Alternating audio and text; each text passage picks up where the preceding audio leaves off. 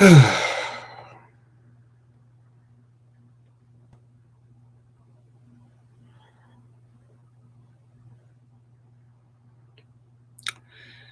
I'm just waiting to see if the internet doesn't act up again. Probably maybe 2 weeks ago is when it really was acting up, where I just couldn't get it to work.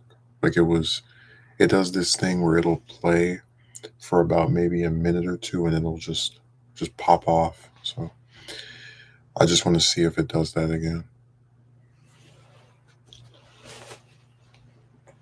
Oh, oh God, we're already off to a great start. I can just tell.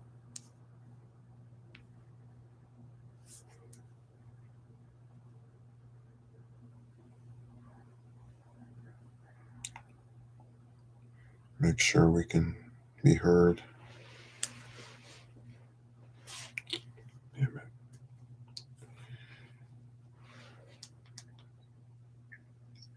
Okay, good. We're good. We're good. We're good. Oh man. But yeah, welcome to another edition of Saturday Smackdown.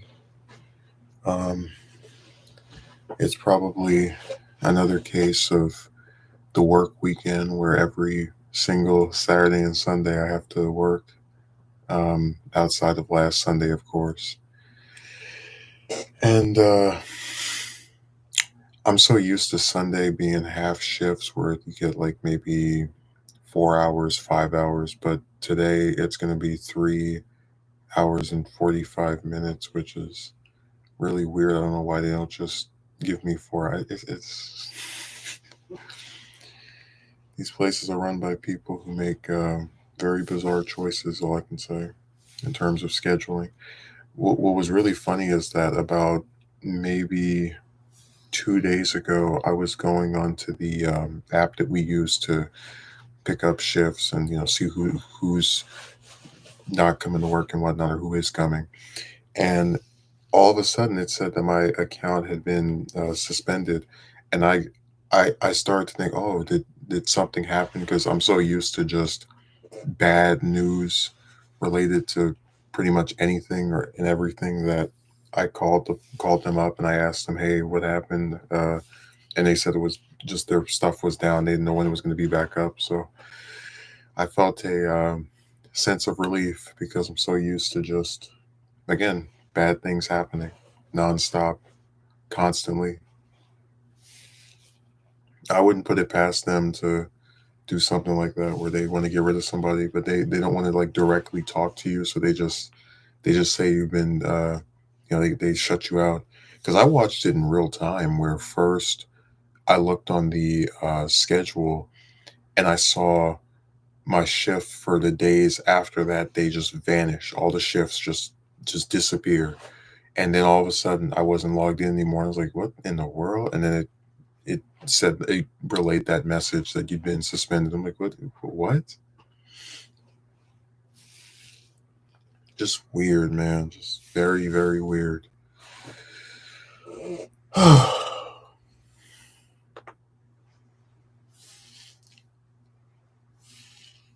telling you, when you work these jobs, you have to. Every day just seems like it's a new crazy thing happening. Whether it's because of the way people act or their technology is messing up, you just can never be sure. Stuff is always seeming to fall apart. I actually was going to start this about maybe an hour ago, but since people want to stay up on it, that's one of my favorite, like most entertaining aspects of this, where people will stay up. Like one person will stay up all night, and then the other one will like go to sleep pretty early, 9, 10 o'clock, whatever. And then it's like 7 or 8 o'clock. They're like, I much prefer this angle to the one where I like put it somewhere else, and I normally can't do a stream from this angle because they'll walk in. and you'd be able to see him behind me.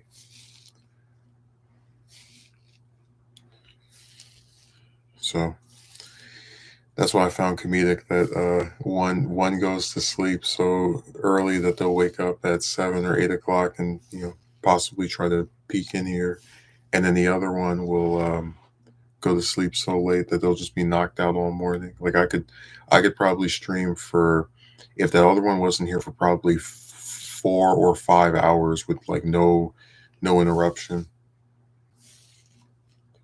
because the other one would just be asleep the whole time.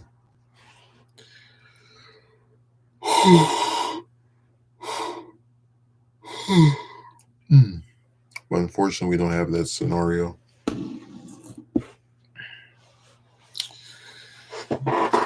Oh man, I'm trying to think if there have been any highlights from this week. I went and worked Tuesday and Wednesday, and then on Thursday, I thought I was going to work, but somebody else picked up the um, shift after I was contacted by the person to fill in for them, which is really funny because that's like the second time in the last couple of weeks where somebody was like offering me a shift or trying to like do something shift related, and I was like, oh yeah, sure, and then they're like, oh, never mind.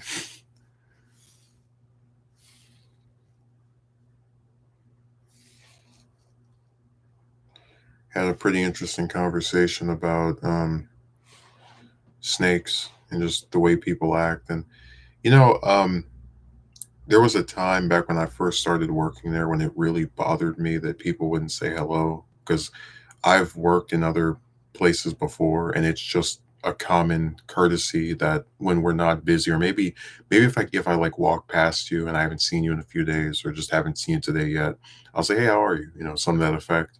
And I was noticing how there's just so many employees that will walk past you 5, 6, 7, 8, 9, 10 times in one day and just not say a word, like completely nothing, total emptiness in terms of their rhetoric. And I was um, bothered by this again because I'm not used to it. But the more I thought about how you can get in trouble for just like standing next to somebody, or having someone try to say that you're making them uncomfortable even though they're the one who was the initiator of your interaction with them or initiate your interaction with them.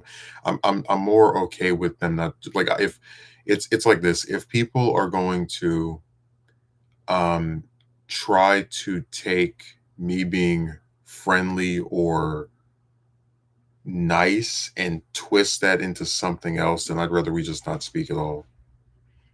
I had one of them who used to say hello to me each time, and then she stopped. And I asked what happened. She's like, "Oh, one time I came up to you and I said hello and you didn't say anything." And of course she couldn't tell me when this happened because I don't remember anything like that occurring. But I said, you know what? I don't mind that she doesn't speak to me. I don't care anymore. Because again, if the best they can be is a bunch of people who smile in your face on Monday and then they're ready to stab you in the back on Tuesday, you don't need them. Just get rid of it. They should all just be deleted as far as a group that you're trying to appeal to and cater toward.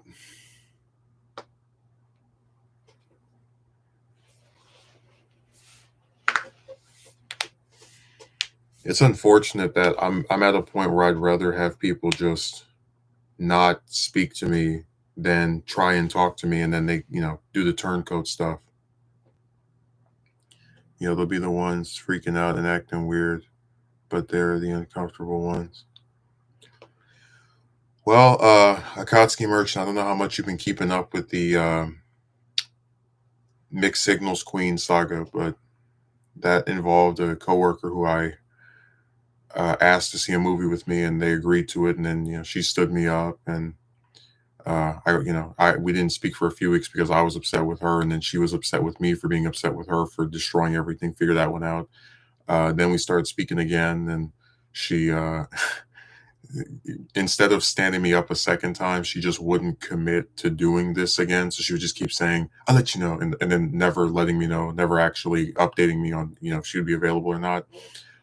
So eventually, I kind of, I don't want to say confront her over this, but like made it clear, like, look, I know you don't actually like me. I'm done doing this little game or whatever. And after having this pretty heated conversation where she stormed off and walked away abruptly, I found out within 5 days that she had reported me for supposedly making her uncomfortable by uh, out of her belief that she was being recorded.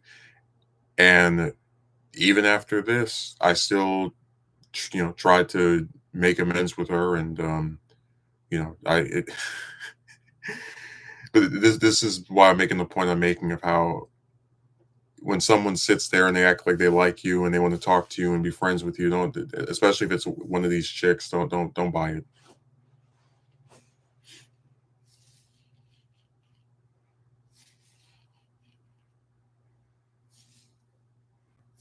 She did make stuff up. I mean, you know, the thing about human resources and these other types of like investigative firms is that they're nominally on your side, like it's innocent until proven guilty. But her allegation was so stupid that they like there was nothing to it. They didn't. I got a slap on the wrist. They're like, okay, why would if he's making you uncomfortable, why would you go and like seek him out and sit by him?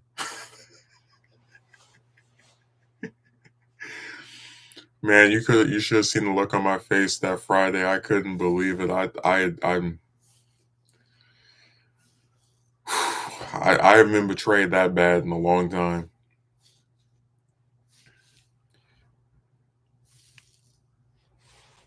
Like I was talking to this guy about doing a because like my thing is internet people are internet people. They're gonna come on here and say mean things about you. They're gonna come on here and twist stuff and lie and whatever. I get that, but it's like I'm very hard pressed to think of like in my post high school years a person I know in real life that is so callous in terms of the way they treat you, how quickly they turn on you.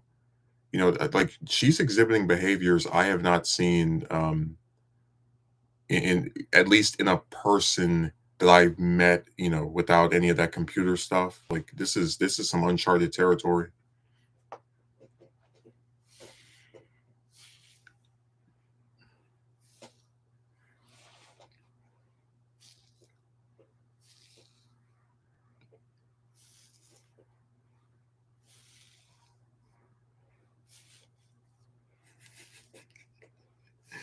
Man, there's this other broad. I said that she's I Megumi knows which one I'm talking about because it was the one that I mentioned that had like a nose ring that got upset with me for trying to assist her with something just stupid.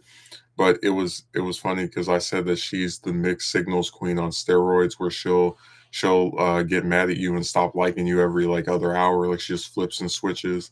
And one day she contacted me like just about I guess getting a shift or something. I was like, what? Her? Because I was so surprised she would actually reach out directly to me. I was like, what, what is this? I said, when I looked on my phone, I thought I was dreaming.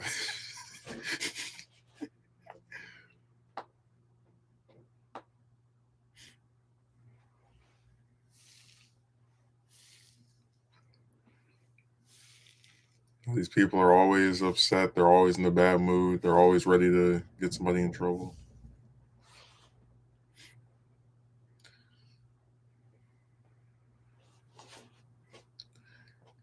This one guy said that these people act like Neanderthals. I said, yeah, I mean, they can have phones and they can go and work a job, and some of them can drive, and some of them even have kids. But when it comes to just basic acts of character, they leave a lot to be desired.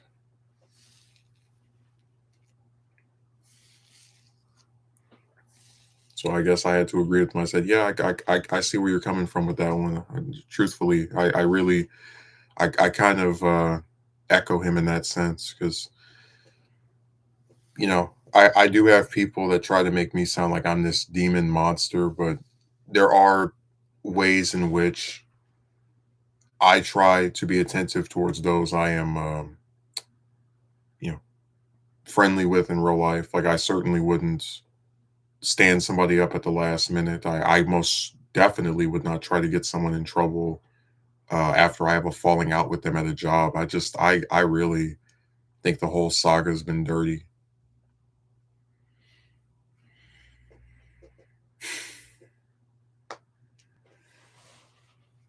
Me and one of my coworkers actually got off at the same time yesterday, and he asked me if I wanted to go with him to the mall. I said, "Yeah, sure, whatever."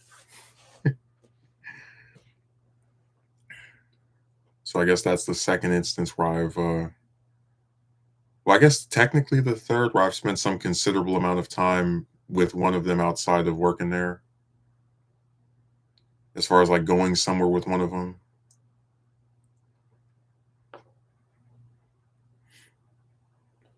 No, I get when people get an idea of you, they just let it stick. It doesn't matter what's there that contradicts it. But the claim that some very not bright relatives have is, oh, you don't like doing things with people and you're against, you're not friendly. Blah, blah, blah." It's like, no, I'm very open to if I have someone I like or am associated with or actually enjoy the presence of, I'm pretty much down for doing most things. It's just that most of the time they don't make a direct pitch like, hey, you want to go see this, you want to go over here. um so it, our people are just busy, which does happen a lot.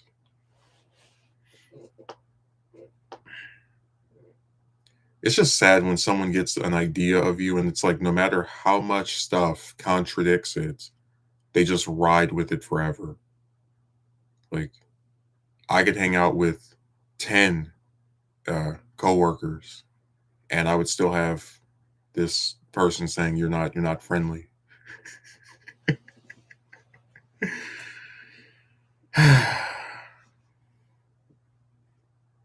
If I'm not friendly, it's because I've been made to not be friendly. Because I'll put it to you like this: the two instances where I got burned the most there were for me trying to say hello to somebody or trying to be like nice towards someone, and it was it's just ironic that it seems like the more you put yourself out there, the more likely you are to get stepped on or attempted to be rolled over.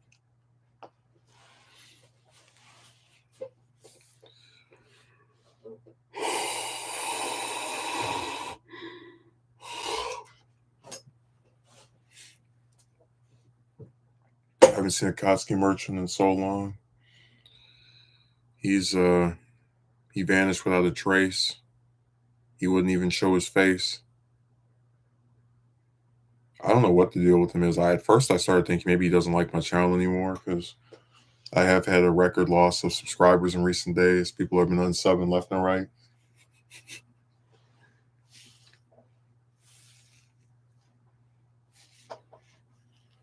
I don't know what the Kotsky merchant's deal is. I think sometimes he's a double agent.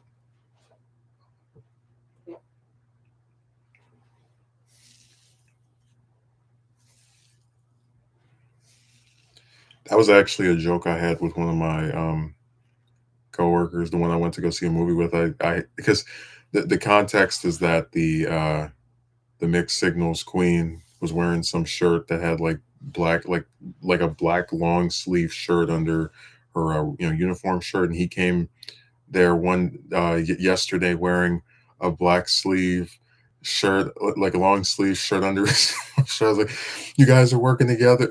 She wasn't there, but like I was like, you guys are you're in cahoots with my arch enemy. It's the same attire, same customization.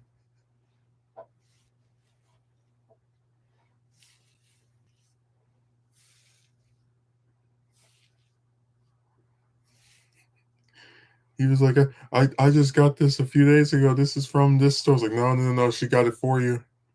She said, if you're going to switch sides, you need to switch looks. That's his evil costume switch.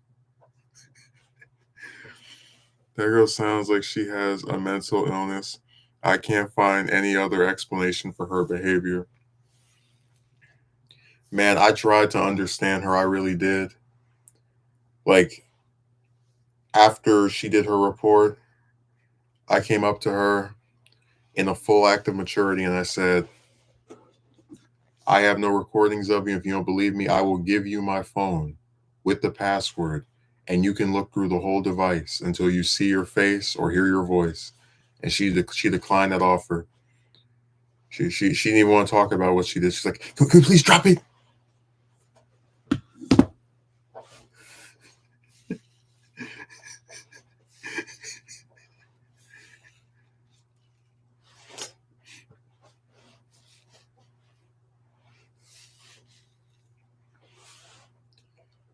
I'll never understand some of these women. Like, you should have seen how happy I was when she agreed to go see the movie.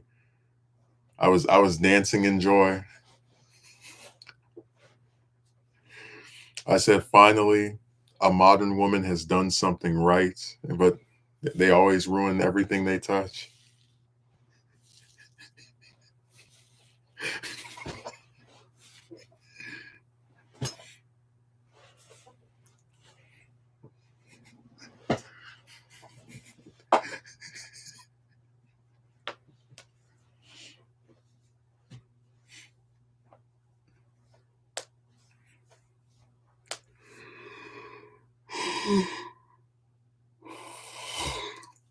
Mm. Can't wait to go to Starbucks and get some $7 coffee.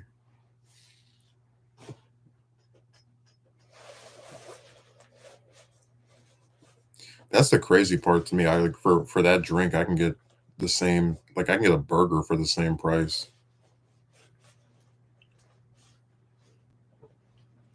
Drop it. I'm supposed to just let you make false allegations about me. When I bring it up, you tell me to drop it. Yeah, because remember, it's only an inconvenience.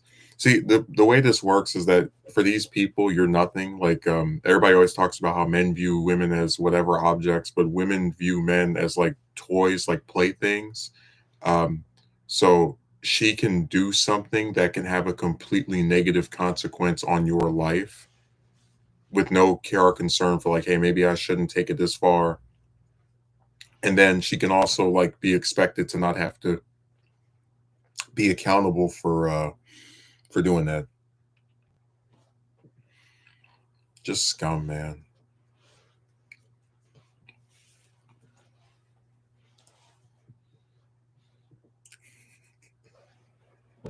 Wouldn't even look at me.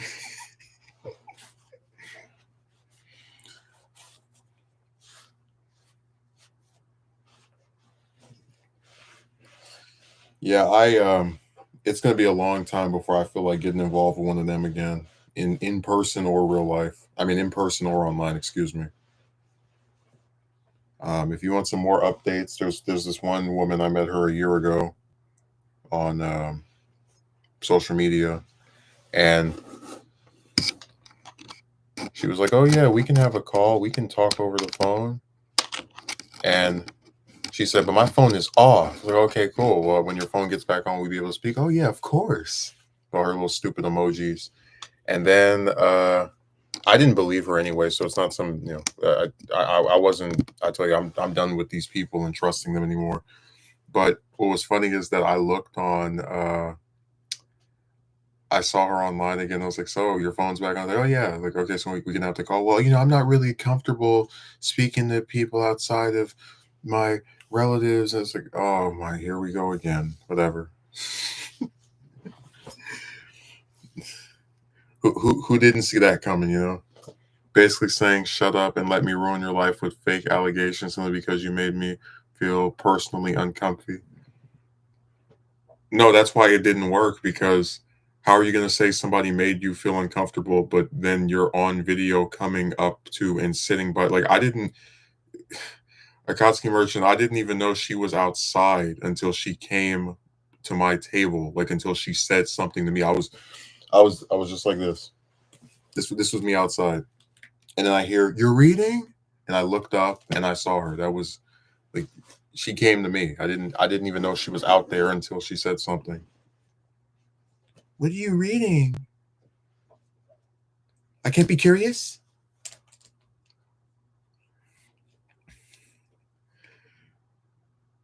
I don't regret that last conversation I had with her at all. It was perfect. I got my full revenge.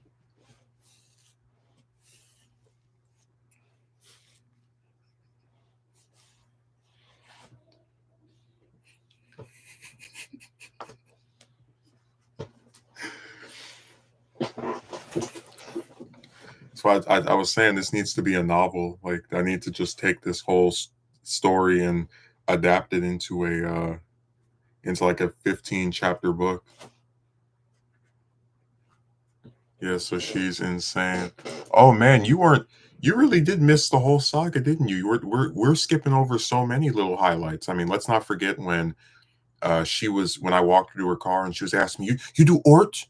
And I was like, yeah. And like she's curious about me being an artist, but then when I sent her drawings, she barely responds to them. And the last time I sent her one, it she didn't respond, and it really upset me because I took a day to draw that, and I sent her. I asked her like in person, if I send you a text message, will you respond? And a normal person would say yes. I forgot. Da, da, da, da. Instead, she did this.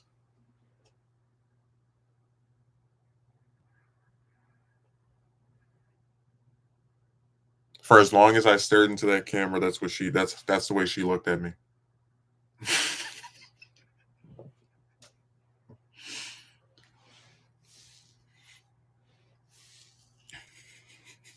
Or the one of the two things that finally put the nail in the coffin for me making attempts towards salvaging this, where about a month ago she said, "I'm not really a very social kind of person," and then what was that? Yeah, 2 Saturdays ago, we had a shift that like overlapped or around the same time or whatever, and she spilled some stuff on the floor, and this guy is like helping her clean it up, and he says to her, "Hey, I'll pick you up at 8 tomorrow," and she's like, "Okay," and I'm like, this same bastard that tried to convince me that she the way she's treating me is the way that she treats everybody. Push them away, barely responds to text messages. You can't call me. No problem. Jumping in the back of this guy's car. When I heard that line, I can't do it now because people are here, but like I internally I was screaming because it defied logic to me. Like one of the few things I believed her on because I never really saw her with anyone else there, like talking to him and hanging out or whatever. Like that was completely just shattered in that moment. And then when I asked it later that during that same shift if I could sit by her, she looks up from her, and every past instance she's agreed to that. Like, yeah, you can sit or whatever. She looks her up from her phone. I'm watching a video, as if the video is going to self destruct or explode. If she takes the like 2 minutes to talk to me outside of what, like, it's dumb, man. Because remember, when you watch a video on your phone, it's not like you can watch it at any point during the day. I mean, you have to watch it in that exact moment, or else it's going to vanish forever. What is she on? I'm so sick of this stupid emoji. I can't even read the rest of your message because of that thing.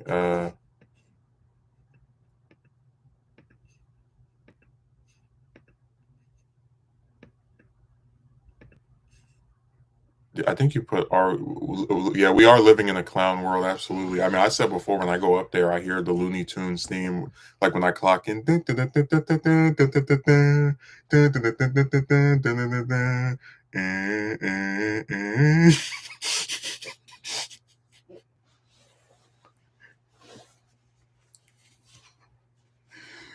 I'm telling you, it's been 2 months of dealing with that. So I said, as heartbreaking as that Saturday was, at least that it did the seemingly impossible. It finally just snapped me out of even wanting to like keep playing any more of this nonsense, man. It's not easy to get invested with someone like this and then just walk away. But as stupid as she acted, I it was. I finally pulled the plug.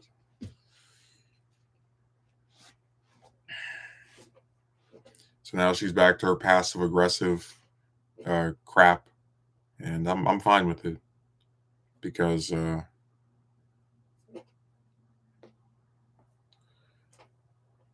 they act. It's a circus. I mean,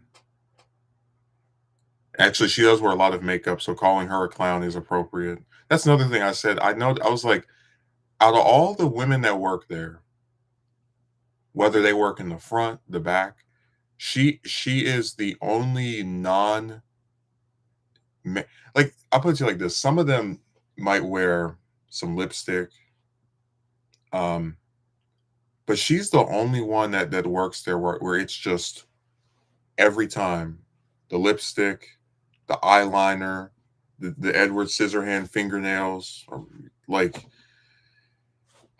And I said, I enjoyed my exchanges with her. I thought we had like a nice, chemistry, or whatever. I maintained that I just wanted to go see a movie as in a platonic way, which is why I cringed when she asked, and I even made it the title of the stream. We're going as friends, right? I said, yeah.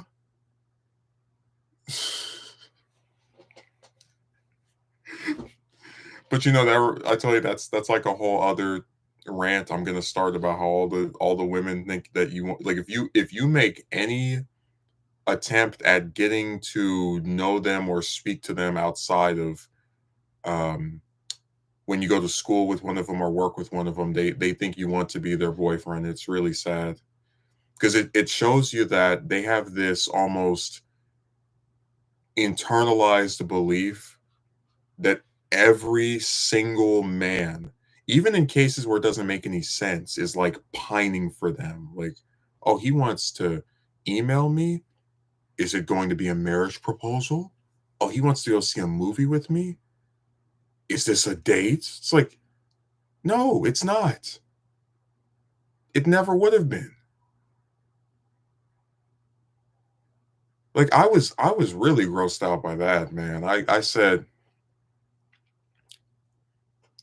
what logic is there to like even if I were to, like let's play devil's advocate, want to supposedly date this woman, what what does she think I think is going to happen? You go and see the film and then all of a sudden you start getting grabbed on. Like this is dumb, man. Just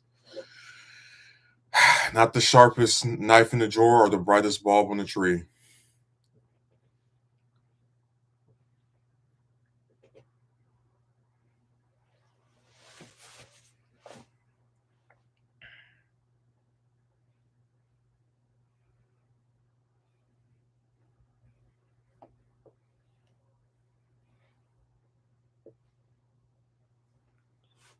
So yeah, I have been doing a social experiment where like I asked the one guy if he wanted to see a movie. He did it. We did it in 3 days. You ask him on Monday, "Hey, are you free on Thursday?" And they say yeah, and then you go and see it.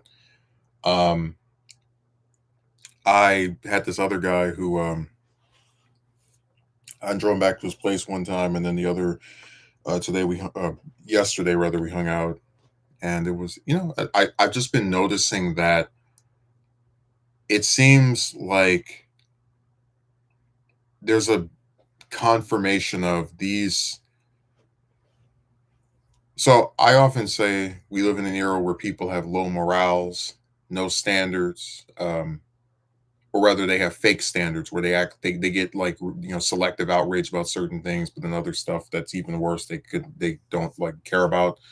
Um, but I'm noticing that it really seems like it's only weird, wacky, crazy women that are this way.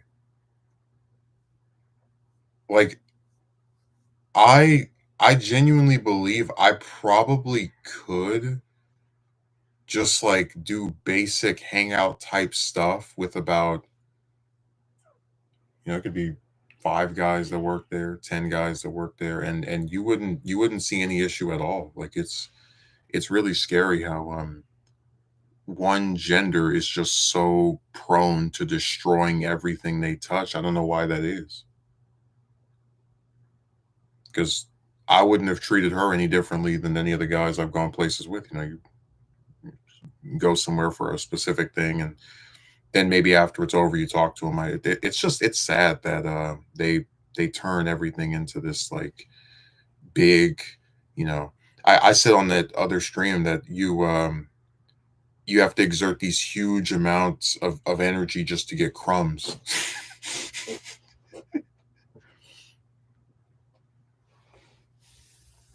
It's true. Like, damn, you gotta ask somebody to go see a movie with you 5 times for them to finally do it.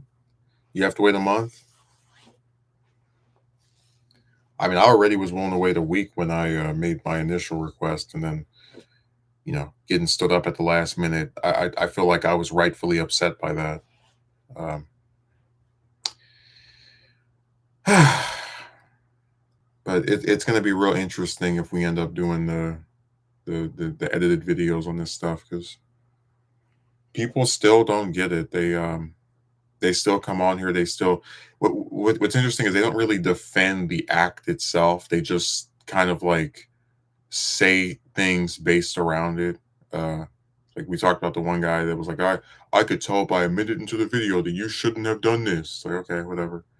Uh, the other person, I was wondering how he could go through this and be so oblivious. Like oblivious to what? So everybody is just an expert. They're all so smart and they all know what's what, and you're just so dumb and stupid. Yeah.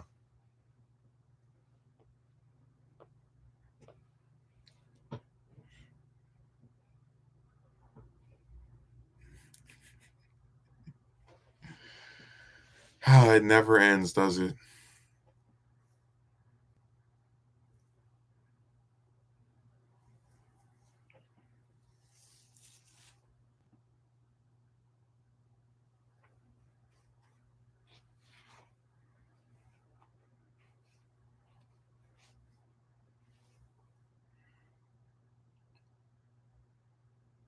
It's such a repetitive cycle. Just every week, somebody writes something crazy, and you just sit there and roll your eyes.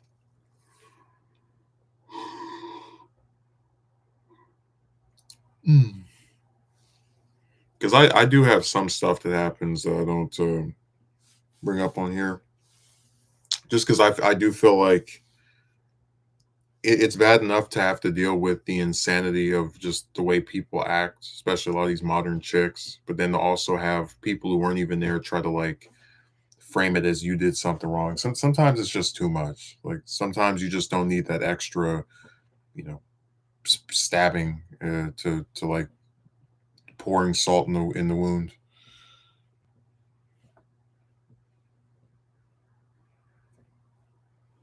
But no, I fully expect that we're gonna see more of the same old stuff. I'm supposed to see her today and tomorrow, so we'll get some more ignoring, some more only speak to you if I need something out of you.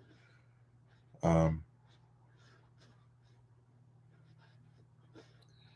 and like I said, I just think people are so pathetic, but they're like this because they're conditioned to be this way. They don't have to be accountable for anything they do. Um, they have no morals, no ethics, no decency. Just a depraved, sick group of individuals. And I think about the what was it, Miss Revolving Door, right? The one that was in the this same video. And it's like with that person, I really say, okay, you know what? She's a low self-esteem having flip-flopping, you know, desperate liar who wants to stay with her boyfriend so badly as to put up with his, insane, like just nonsense, right? He's harassed me, but I'm gonna stay with him anyway. So I said, okay, like it's I see where it's easy to just throw me in the trash because I'm just a computer person, but it's like to have someone you meet in real life that is as dismissive of you as this other one has been towards me. I can't square it.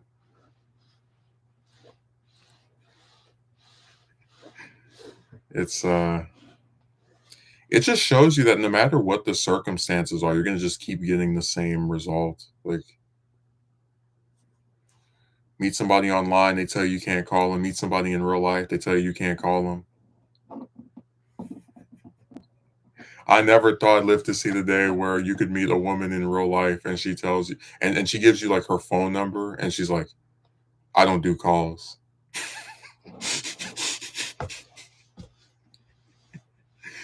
I'm still in shock that that's like a thing because I remember I said before the first time I ever encountered that pattern was back when I was like really active on Reddit because there were a lot of you know women that post the R for R like, please talk to me, I'm lonely, I need some friends. So I would go on there and speak to them.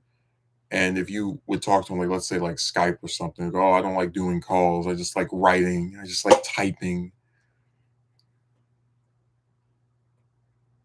I said that's really crazy that you like someone. So this goes back to just why I say there's like you're saying insane that like I agree, but it's really crazy to me that you like someone, but they can never hear your voice. They can never see you outside of when you're at the job. So you how much do you actually like them? It just so I say everything just seems so fake, so phony, so baloney. And it goes back to what I said earlier. I'd rather have people just not talk to me at all than do the how are you? Hey, what's up?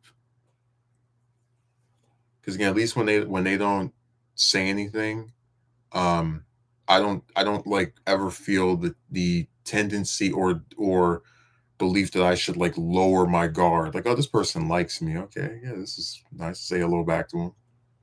Because when they don't say anything, I'm like, all right, they don't like me. That's why they won't say anything. Mm. Oh, these early morning streams, they're so fun.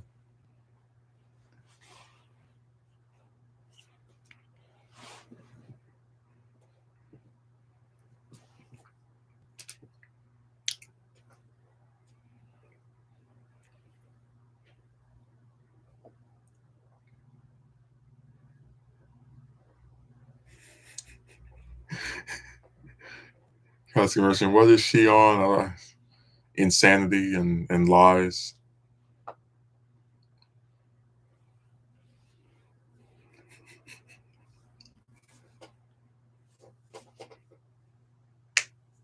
But no, there's not really been much to update on. I mean, it's just again, it's mostly the same old. You know, I'm not going to say anything new stuff. What is interesting is that it seems more people are noticing her change in behavior towards me. Um, I had one person who saw her walk. He was the one that said like accused me of flirting with her back in January. He saw her walk past me and not say anything. He was like, "I've just observed something very interesting."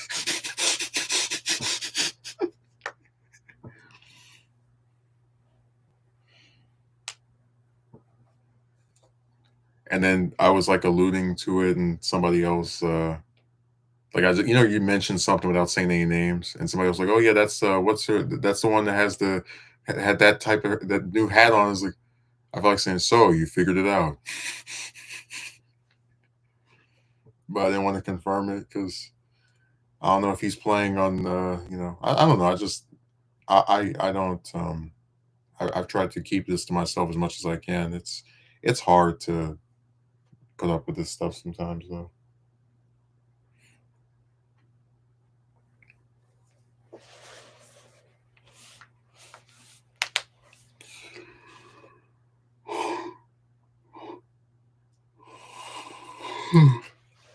Mm.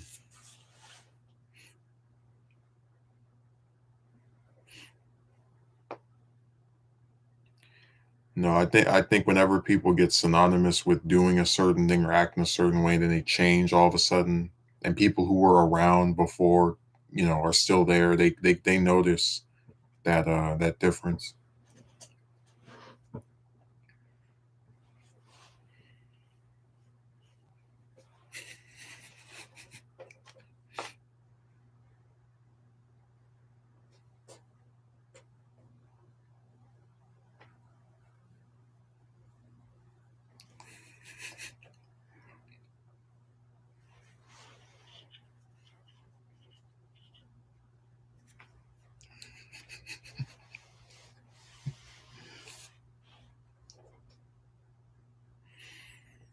What was I gonna say? Oh, it's been fun to watch some of the Ghostbuster videos where people are saying the movie is woke because there's like three scenes of one of the characters talking to a ghost and like getting along with them, and they're both the same gender, so they must obviously be a couple.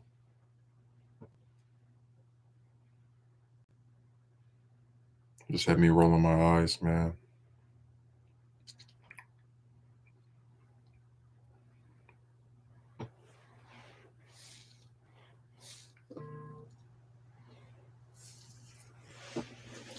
Oh, somebody posted something. Let's see what it is.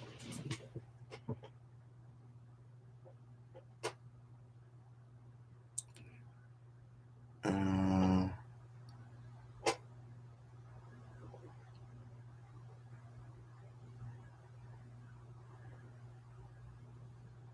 every time they want to do one of these things,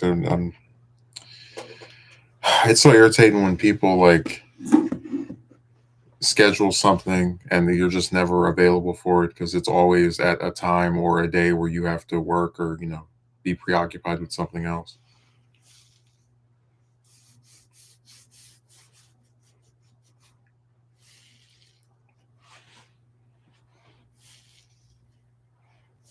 It's so funny because I remember back before I started working, I had the theory that like, hey, if I start, I'll be given time to like rest. And but I've noticed that what's occurred is that people don't really like they'll the way it used to be is that, oh, you don't have a job or whatever, so we can just tell you to do things at any hour of the day and then you must do it, right? But now what's happening is that you're still being expected to like run errands and do all these side quests and submissions and various other tasks for other people who are not appreciative of the fact that you're trying to work or that you have to work later in the day, so you need to get some rest. They don't care. Like you'll have a person where they know your shift doesn't start until 6 p.m. and they'll come and like wake you up at 10 or 11 in the morning. It's just obnoxious, man.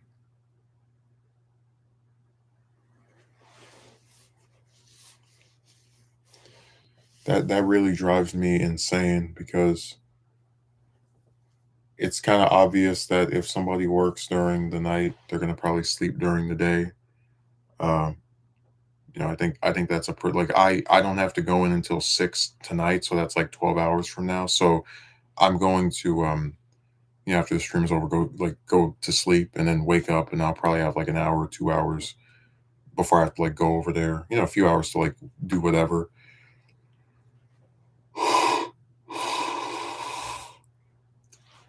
But it really drives me insane that like people just expect you to sit here and um, every week or every month, oh, you thought you were just going to go to work today? No, you need to also do this and get that and go here and pick this up. It's person gonna say yesterday, yeah, Justin doesn't really like to do more than one thing a day. It's like, well, I mean, hell, if I have to go into a job at 11 and it's over an hour away, so I have to leave at 9 or 10 to make sure I'm on time, and I don't get off until the afternoon, 4 o'clock, but then also traffic. It's like, what else do you expect me to do today? So I said, sometimes, sometimes I really think human beings only exist to just irritate and annoy the other, like the people in their lives, like to just make you miserable, just to find stuff to be ridiculously unfair about, and then stick their finger out and go, "Oh my God, how could you let me down?" in such a way. It's like I I, I have obligations outside of whatever crap you're trying to get me to do.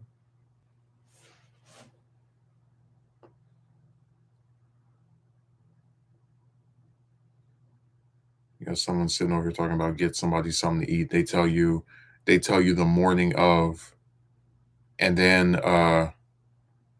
by the time you even wake up to see the message, you have to leave to get to your job on time. So maybe if they had, I don't know, bought the person something the night before, um, went and got it themselves before they left, you know, instead of just assuming you'd be around all day to go and do this.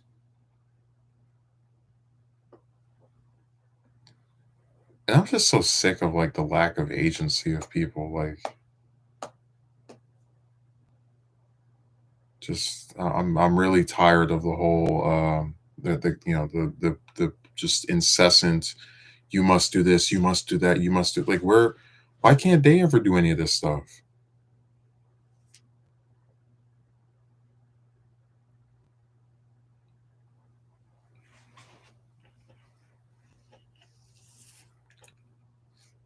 But no, I really thought that if I started working somewhere, I'd get some more respect in terms of, hey, this person needs to get some rest. They have to go in and be here for 8 hours, 7 hours, 6 hours, including a hour long drive as well. But they don't care. They still call you and wake you up in the morning. Um, I mean, they just nothing bothers them about treating someone like this. It's really sick. And like I remember when I was working that place last year, and I had the person I was like getting out and take out the trash and da da da. It's like I it's just sad that they have such a lack of acceptance of the fact that this person needs to you know just get some semblance of time to themselves before they have to go in and do their task, their mission. Um, they just don't care. If it doesn't affect them, they just don't care. I mean, it's insane to me how somebody can just expect you to drive here, drive there. Oh, you have to go in at 6 o'clock and you're trying to sleep in the morning. At 10 or 9 or 11, I'm gonna call you to go and get my package from outside. Because the great thing about Amazon is that you can have it sent to a hub locker. So like you can have it sent somewhere where you'll have actually several days to pick it up. Like they that's why I said like they don't have to do that. Even they want to order something, they don't have to like send it there while I'm laying down or sleeping. That's why I said people just they have no semblance of empathy, even for the relatives that they claim to care so much about. It's interesting. Can you pick this up for me? Can you drive over here? Can you get this person something? Like I just say to them, the days where I work are dominated by the work. So when I'm not working that day, I'd like to be resting. Like if I have to go in for a shift that starts at 5 p.m. and I know I have to leave at 3 to make sure I get there on time because traffic is terrible often, especially in like that latter part of the day. And for that reason, I'm going to be sleeping probably somewhere until maybe like 12, 1 o'clock.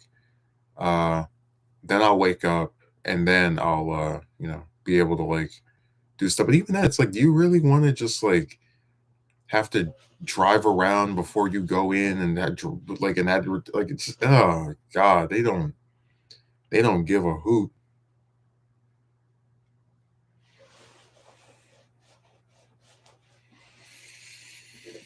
Hmm.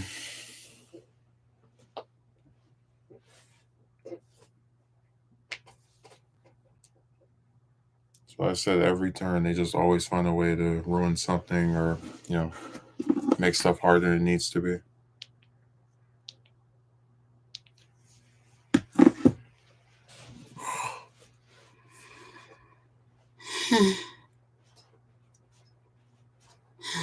Hmm.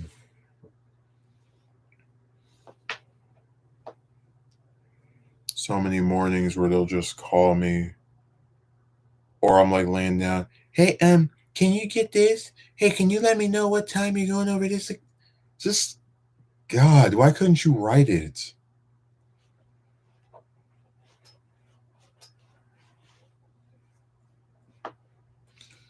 So yeah, let it be known that if you work a job and it's not in the morning, um, don't count on being able to get any rest with these people around you. They'll find a way to call you and contact you and hit you up, and that's the part that drives me crazy. Like, how do people with jobs themselves just have the time to sit here and stare at cameras and send like 5 or 6 different text messages and call you 3 or 4 times in one day? Like, just get the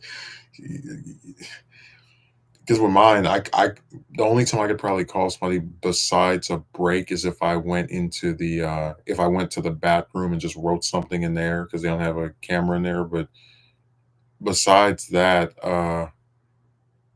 it's crazy. Like it's really nuts.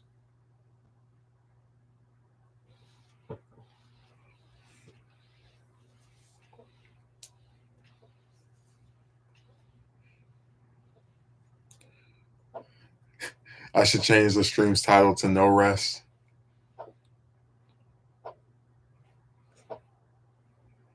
because you won't get 1 second of it with them. They will deprive you of it in the first chance they get, which is really sad because they always like I remember one of the criticisms of me was like, "Oh, you are childish. You're not an adult." But then when you try to do something that an adult does, which is work and make sure that you're physically and mentally prepared to go in by getting rest so that you can do the job as effectively as possible as to not lose your job, they don't want to be of any assistance to that.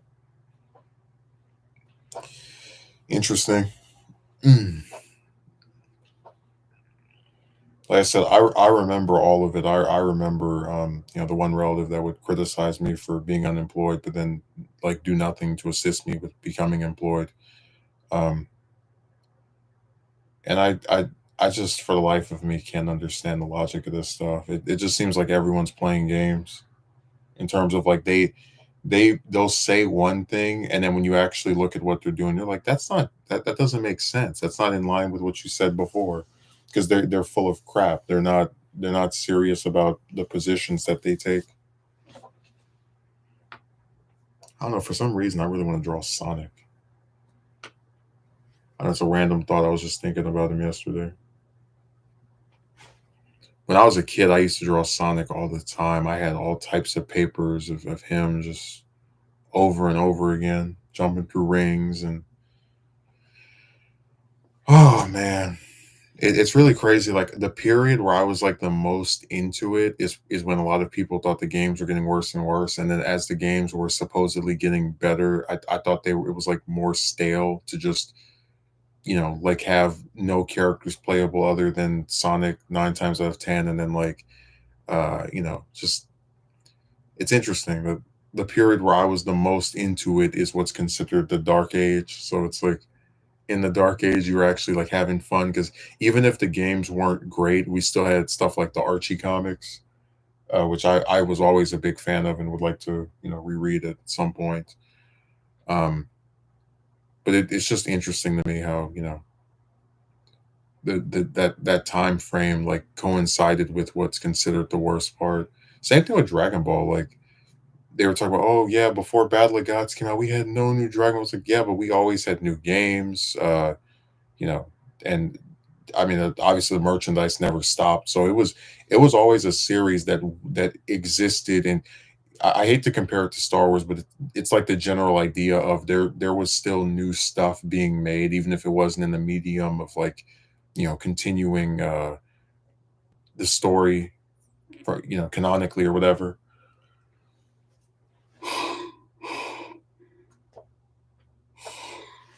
Because that was always the biggest problem to me about the games, which is that we would just keep playing through the same story over and over again.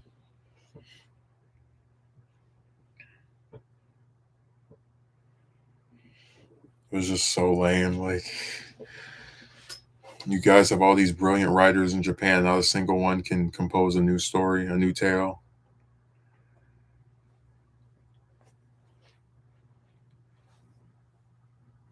Nobody can come up with anything. Just the same old tired stuff over and over again.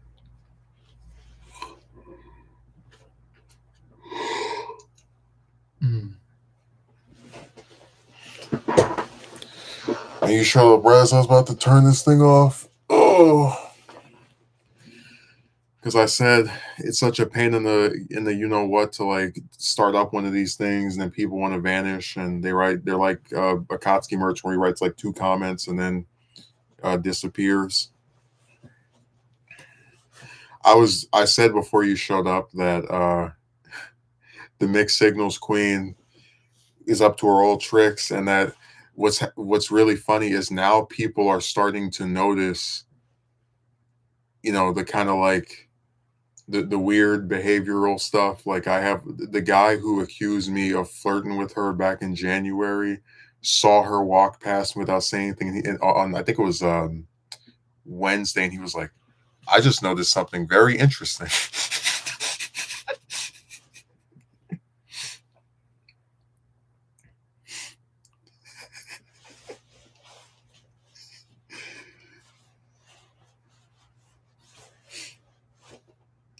No, I was kicking myself. I said, like, I looked up in the sky and I asked, why out of all the schedules I could possibly have, they have me working 5 days this week.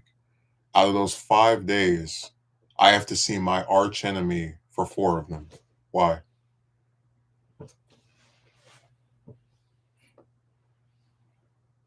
What it is that she only works in the like afternoon, like evening period, and they for whatever reason they only really like scheduling me during that time period, so we just overlap with each other, which I don't really enjoy, but it is what it is.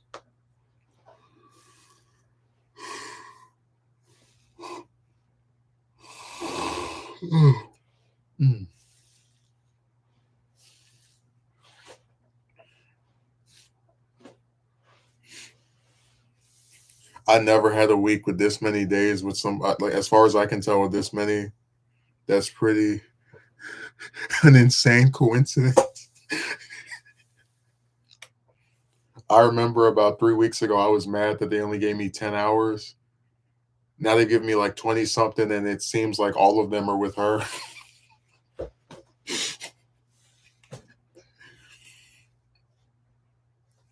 I said, oh my God. I looked right at my phone because they have it on the app where you can see who's there. I'm like, got her on Tuesday, her on Wednesday. I'm not there for Thursday, so whatever. Not on Friday, but then on Saturday and Sunday as well.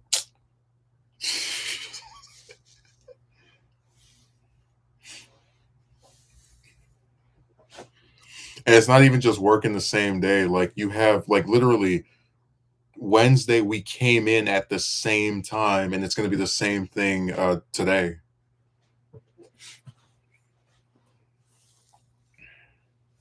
I just can't get away from her. It's like there's some divine force that's just pulling us closer. It's crazy. This is why you preferred if you guys reach an understanding, get along, since you guys will always see each other when working. Yeah, I tried, man. I reached out. I've never before offered to let someone look through my whole damn phone, but I said if that's what it takes for you to believe that I don't have any recordings of you, here you go. Here it is. She wouldn't take me up on the offer.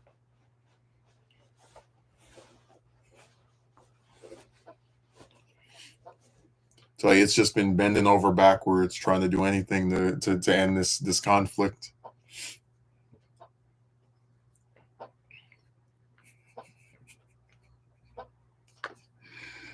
I was like this we've been warring for too long. Let's resolve this peacefully.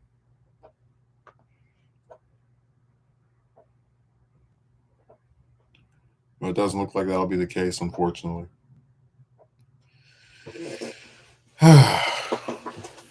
When these people hate you, they despise you forever.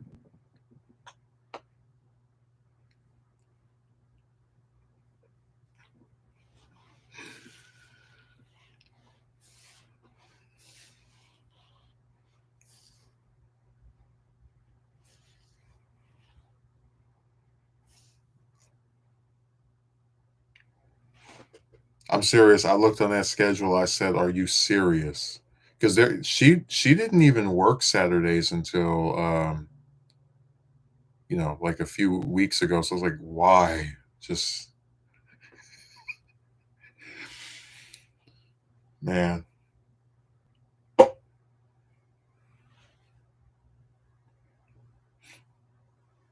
So yes, I think there's some divine force that is pulling me toward this not very social kind of person. People love talking one little love taking one little thing you did and making that one instant your entire being, define your entire being. Yeah, that TV tropes used to call it never live it down.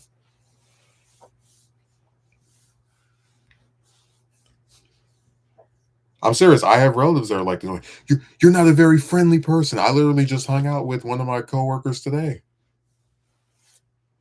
Got in my car and we drove over to the mall. He went, got his stuff.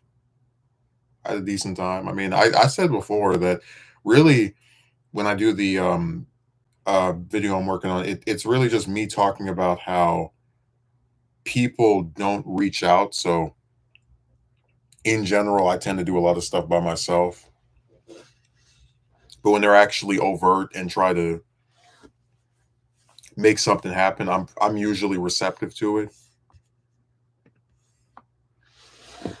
You have to do something really crazy or weird for me to just be like, nah, get out of here. Like I know there was one guy at the job that was asking me so many damn questions. Like I felt like I was on an interview. He just kept asking question after question after question, just nonstop, all over the place, man. Like it starts with something simple. How long have you been working here? Then it segues to uh what kind of movies do you like? Do you watch anime? What kind of animes do you like? Oh, what's your favorite color? Do you like long walks on the beach? Like it never stops. It just keeps going and going.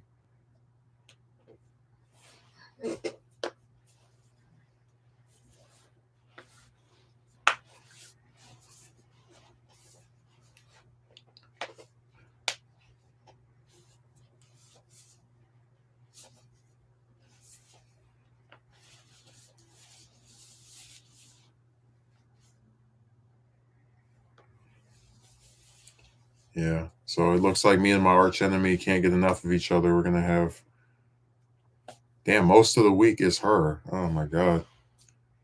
What's funny is that somebody tried to give me their shift on Thursday and I was gonna take it. Because I mean, hey, 6 days of work and I'm fine with that. And only as I was getting ready to leave did they say, like, hey, somebody else took it. But I looked on the schedule and I saw that she was there and I was like, five.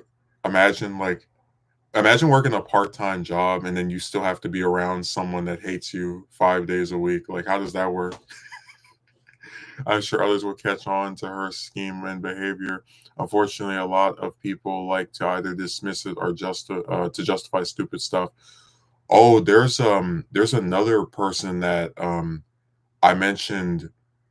Like I never say names. I just like mentioned like, yeah, these people try to get you in trouble or anything. He was like, oh yeah, she was wearing with it, and he actually like knew who I was talking about, and I didn't confirm. I tried to like lead him away from. I was like, wow, he figured it out.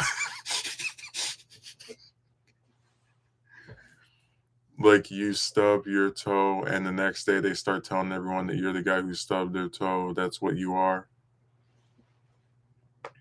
You're not friendly. And then you hang out with a coworker. You're not friendly. And then you hang out with another coworker. You're not friendly. I'll tell you, once they get an idea of you in their head, they just stick to it. It doesn't matter how much stuff contradicts it. That's what you will be to them forever.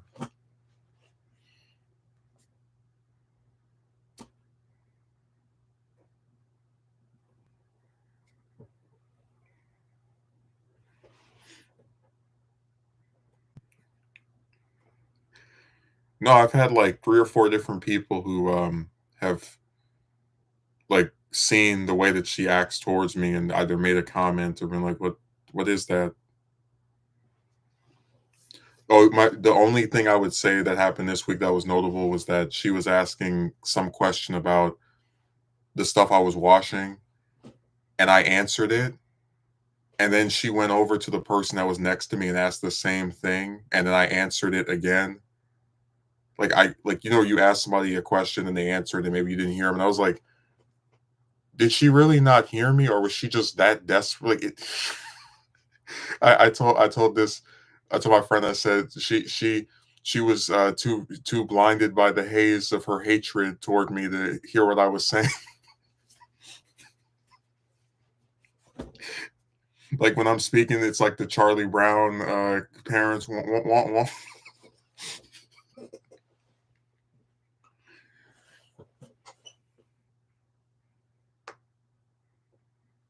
She's living up to her title. Is all.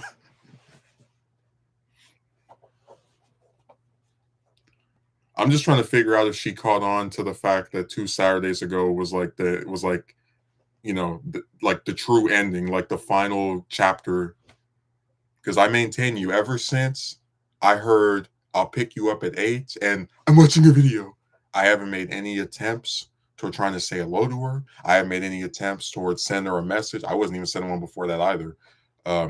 It's done. Like we're at this point, it's just you are a person I work with that I have an extremely bad experience with that I will make sure does not get repeated with any other broad that works there, whether I'm there for another 6 months or a year or however much longer. I'm that will never happen again with one of them.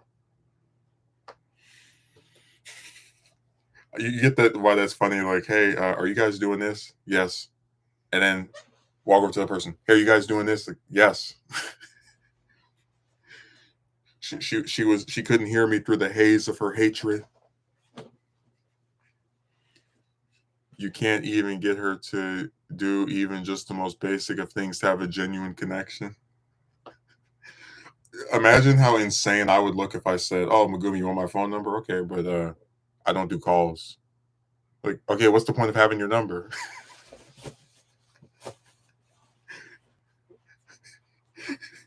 I wish you could have seen my face when I first discovered that about her. Like, I was like, "Hey, I sent you a message. When can I call you?" I don't really do calls. I'm like, what?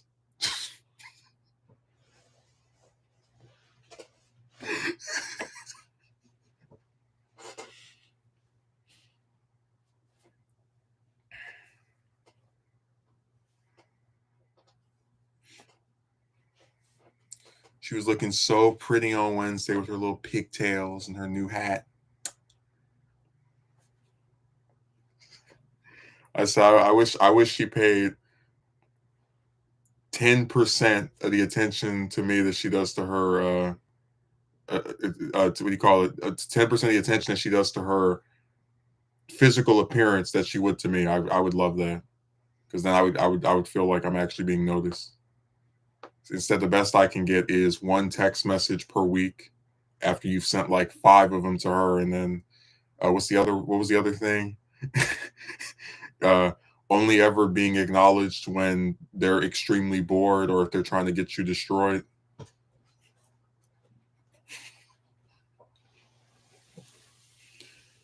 My friend said that after she made her allegation, they should have mailed her an envelope with the L on it.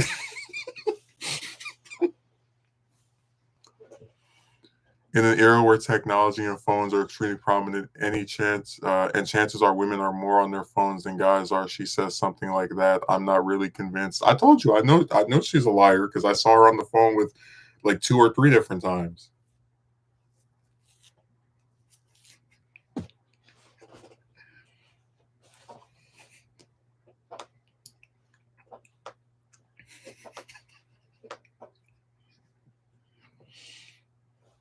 Man, people lie so much. But I'm telling you, when we had that exchange, the one that she would try to like get me in trouble over, the exact words at one point were, "Hey, you doing anything on Monday? Are you working on Monday? Yeah. You working on Tuesday? Yeah. You working on Wednesday? No, me neither. You busy on Wednesday? Yep. I was like, right, with that second job of yours.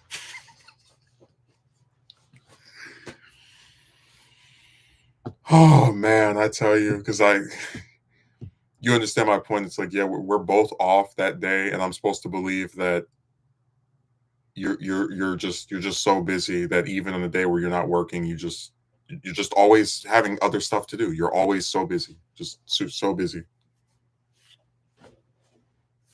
Like I said, man, I was busy that Saturday where she wasted my time, but I still deleted all the other stuff damn near just for her. And you see what my reward was. So I wanted to go to a conference. I said, nope, nope. I told my coworker I'd go and see a movie with them. That's what I'm going to do.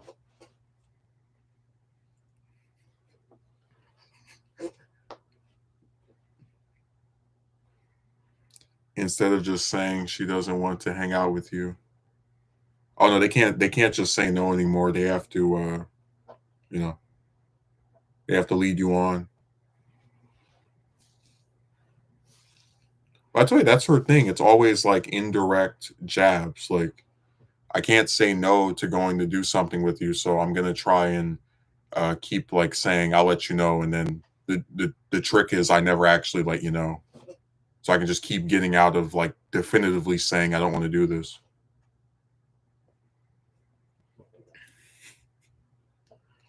They think they're so slick, man.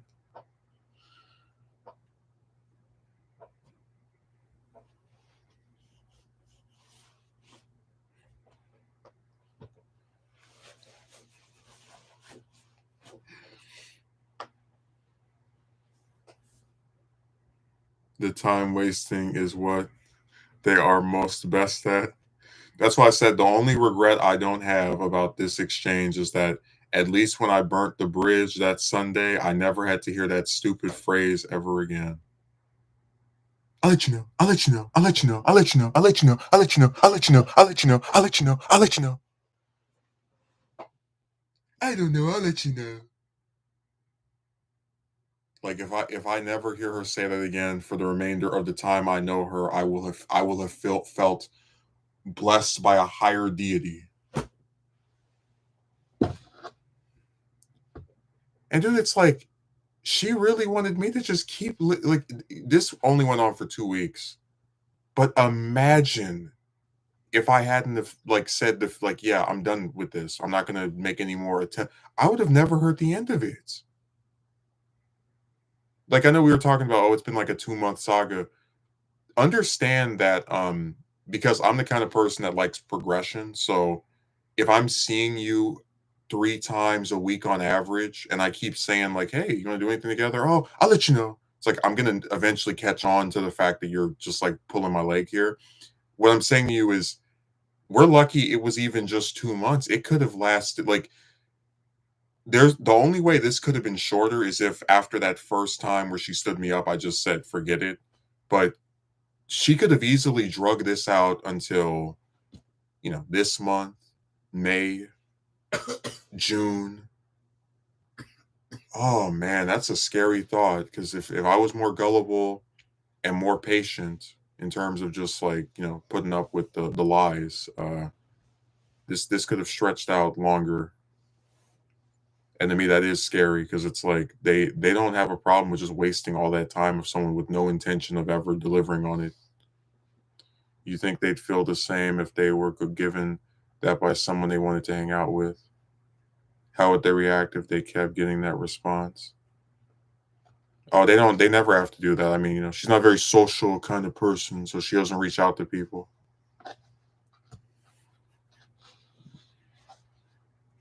I told this guy yesterday, I said, when she said I couldn't do calls with her and that and like showed that she barely responded to text messages, she tied my hands, she tied my feet, she might as well have tied my balls.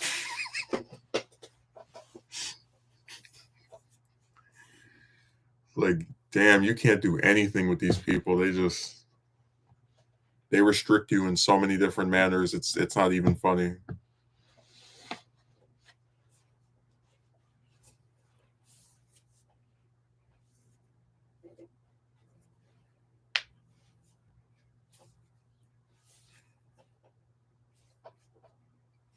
Yeah, I'm probably gonna get demonetized for that line, but whatever. I don't even care. I always have to censor myself on this site.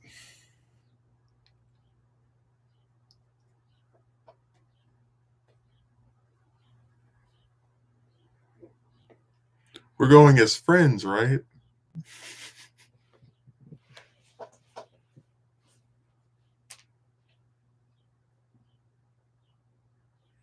But no, she would never get that response from somebody because I mean in general men have problems. Men do weird stuff sometimes. They're a lot more prone to like the online crazy crap of just looking people's stuff up and trying to mess with them after years. But in general, like in real life, if a man wants to do something or doesn't want to do it, he'll let you know. Like he actually will tell you, "Hey, I'm busy this day. I'm busy that day." And then if he can't do it that day, he'll like schedule something else. Like I've never, I pledge to you, I've had plenty of male friends in real life and even a few on the internet, and I've never been put through the roller coaster of nonsense with any of them that I have with chicks. I pledge that to you. Um, I've had some falling outs with some different guys on online. Again, usually online, not in real life anywhere near as often. But it's never been something where I felt like the person was yanking my chain and just kind of stringing me along, about doing something. It's only with chicks that happens, from what I've seen or experienced. Oh,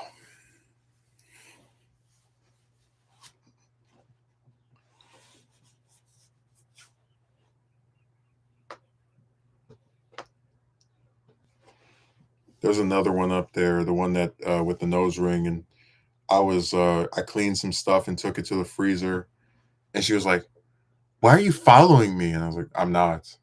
Oh, I thought to myself, I would absolutely love if another one of you tried to pull the, "Oh, look at me. Why is me thing." You'll get rolled over even harder than she did. That's why I said the one with the nose ring is mixed signals queen on steroids, where she just flips and switches during the same period. She might come up and say hello, or if you say hello to her, she'll respond. But then, like later on in the same few hours, she's like scowling at you.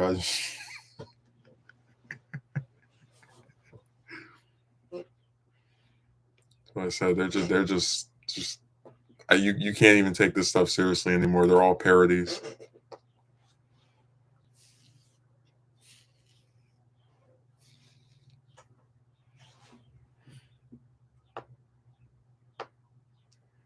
With all this stuff, honestly, it makes it just so scary to even work with them in a job because the amount of things they can get you in trouble over. It's a scary thought. Told you you can get in trouble for just standing next to one of them. I'm not joking. You can stand by one of them and they can say, "Oh, you're too close."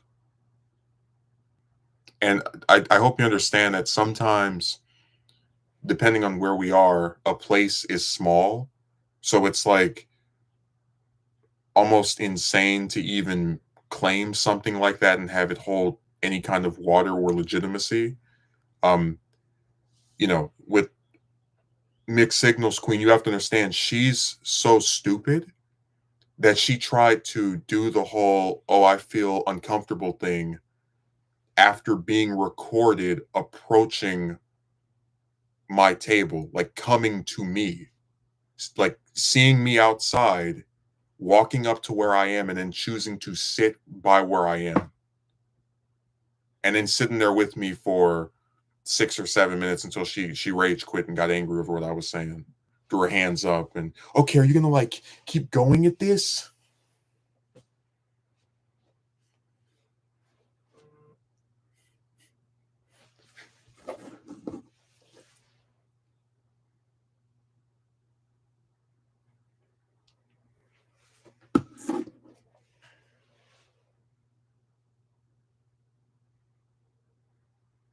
But no, it is a scary thought. I'm just saying that Some of this stuff is so stupid because the chicks that report you are so stupid that you can get out of it because of how dumb it is.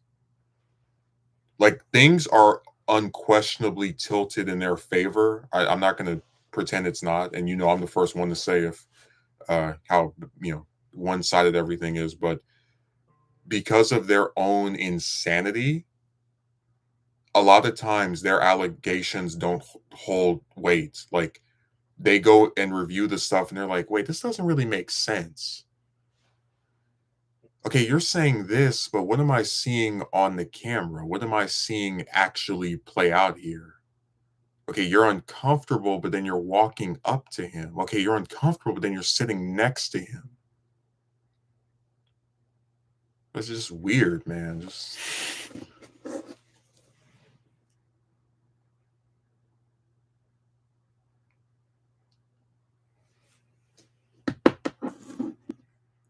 oh, they're very false. That's why I said if the other one tried to pull that, I think she would look even stupider because I'm going into an area that I have to go into, you know, to put the stuff in there, and you happen to be there, and I put it in there, and then I leave out of there. Mm. No, I'm telling you, I think they believe they're smarter than they actually are. I do believe that. And I think with her, it's a combination of, maybe she really did think she was being taped. But like I said, there's a way to go about finding out if that was happening. And it's not to try and get the person in trouble because, like I said, what's the logic of, I guess I'll put it this way, it doesn't make any sense to supposedly want to know if someone was recording you because maybe you think they're going to try to get you in trouble with it or do something with it, but then to like also try to get them in trouble by reporting them, especially online against content creators or somewhat notable people. There have been women that have tried to post to get them canceled. Well, that's what's crazy to me that like I'm not some celebrity. I'm not some I told you I have no association with women outside of when I have to work with them in one of these jobs. Period. Like I had the only one I've tried to be like that with in recent years was her, and you see how it just like blew up in my face, right? So anytime they try to do the oh you're this big monster that's trying to look at it's like I don't have anything to do with them. I don't text them. I don't type to them. There's a few, I've spoken to here and there, whatever, but it's like any of the ones I talk to, I can prove it's been consensual, interactions between two adults or between, two people where basically when I speak to them, I never say anything to them that I would have not said here. So like if one of them were to hypothetically try and pull like do the whole oh he made me the thing I would show the whole transcript backlog like I told the lady that called me I said she and I have engaged in a consensual adult relationship and I didn't even like using that term because it makes it sound like we're a couple but you get the point that I was like hey look uh this is all something she agreed to and seemed to like to some degree or another at various stages. So pulling out the oh no, look at what he's doing to me. It's not going to work, and it didn't work. I'm just saying some of them are really stupid, and their own like stuff falls apart because of it.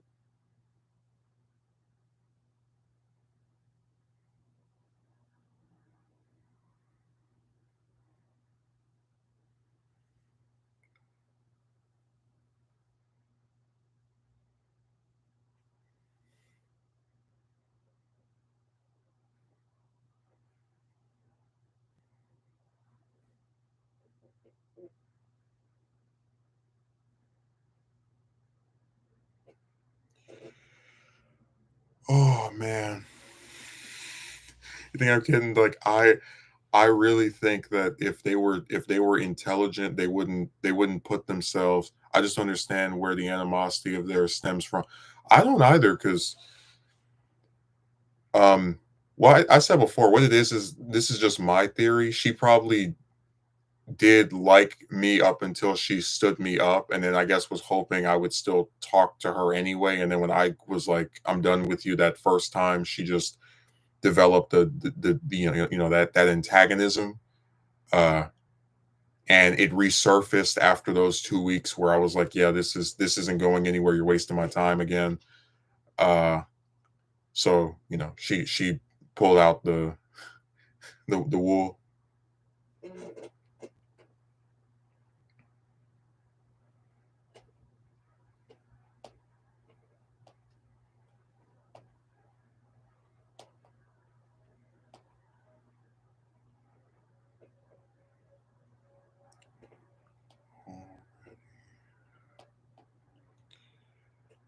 Oh man, I'm telling you.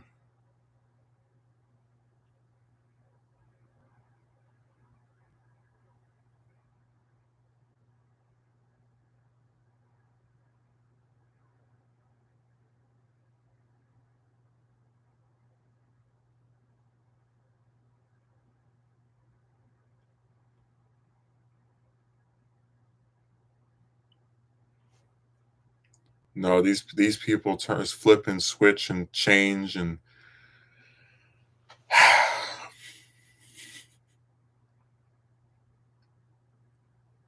like I said, as long as you have the expectation that they're just, they can like you on Monday, hate you on Tuesday, I think you'll be better off because you won't be surprised. You won't go, "Oh, I couldn't have seen this coming. Where did this why did this occur? Why is this happening?" I really believe you just sit back and go, "You know what? They're never gonna like me. They when they say they like me, when they smile at me, it's all lies. It's not real." You're better off for it because again, there's no misconception of what this is. It's just people wanting you as a toy to play with when they're on the clock, and then when they're clocked out, you just vanish.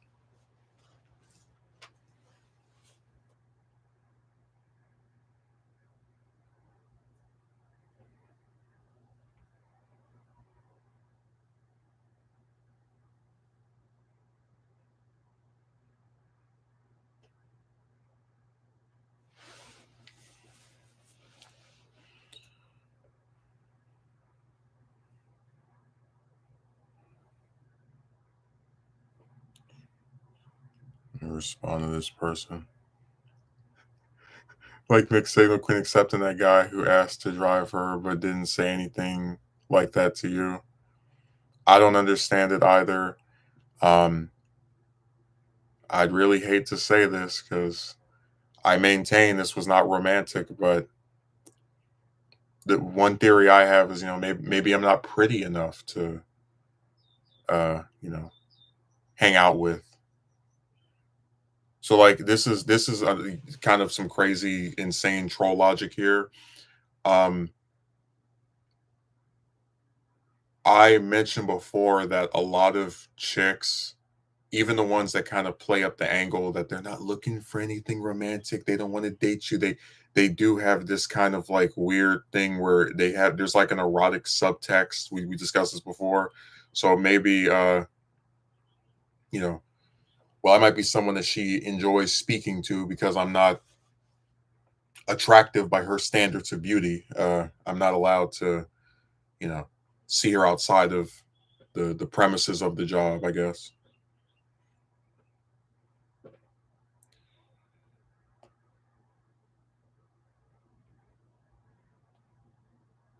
God, I hate typing with my thumb. It takes forever.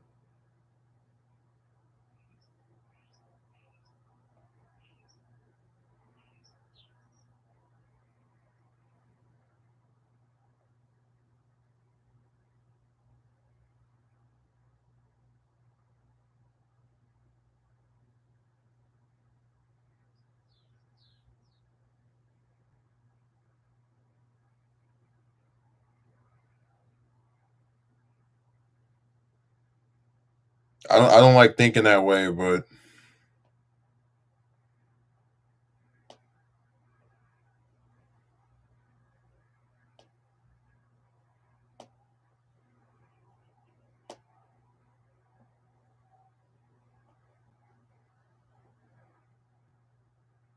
Like I said, some of this stuff really makes no sense to me.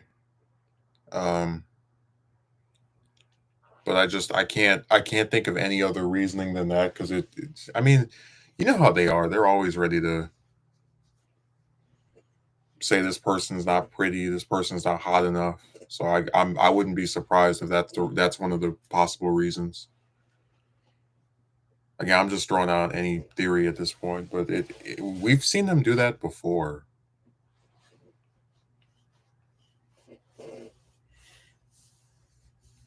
But I'm very serious when I say that 2 Saturdays ago was the end of it. I haven't made any further attempts or whatever. I'm not going to accept the narrative or the inference that I'm this big pest, like this thing that will not leave, right?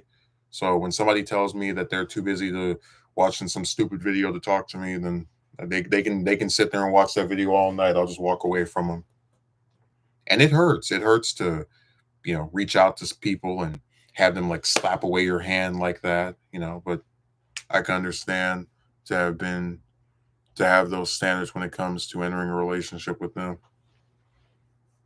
I'm serious. Anytime you try to make me seem like I'm this thing that's bugging you or annoying you, then I'm good. But to have a platonic relationship, well, you saw that she's the one that put all the weird romantic stuff here. We're going as friends, right? I never once had any thoughts or theories about doing any of that with her. I've never thought of her in that way at all. Um, the way I looked at her after she said that I was just like this.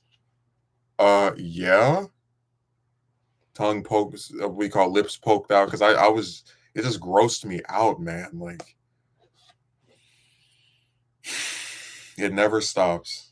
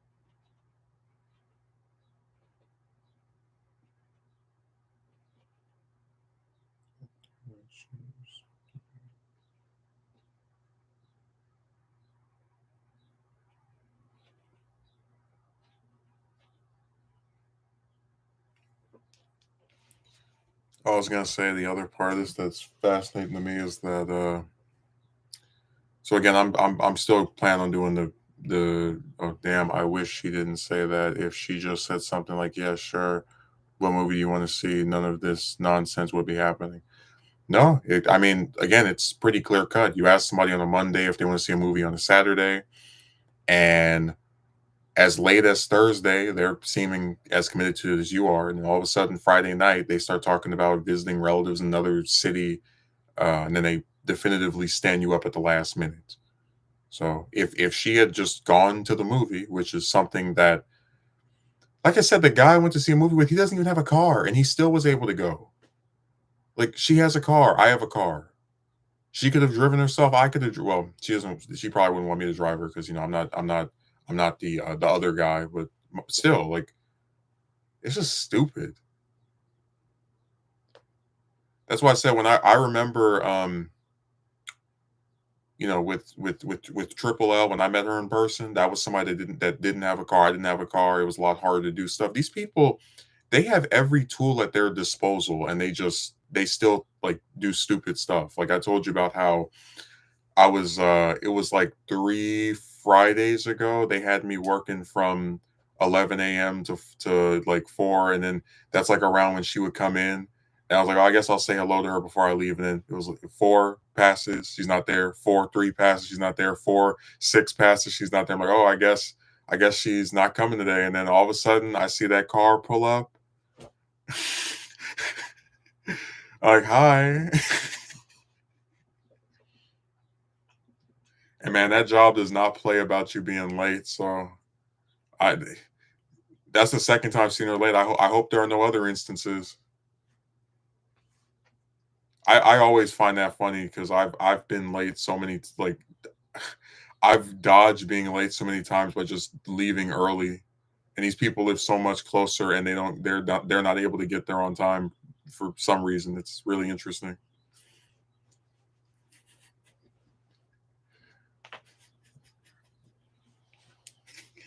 I had this one relative. They told me that it reminds him of the boy that went to that like lived down the street from the school and he was always late.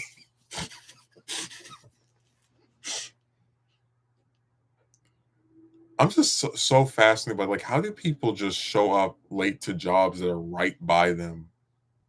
Like some of these jobs are in walking distance of their homes and they show up late to them. It's interesting.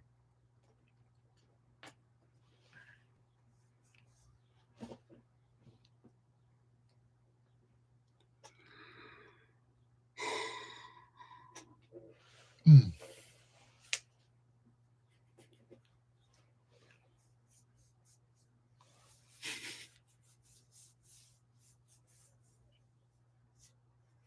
Yeah, when you want to have a platonic relationship, you have to be pretty.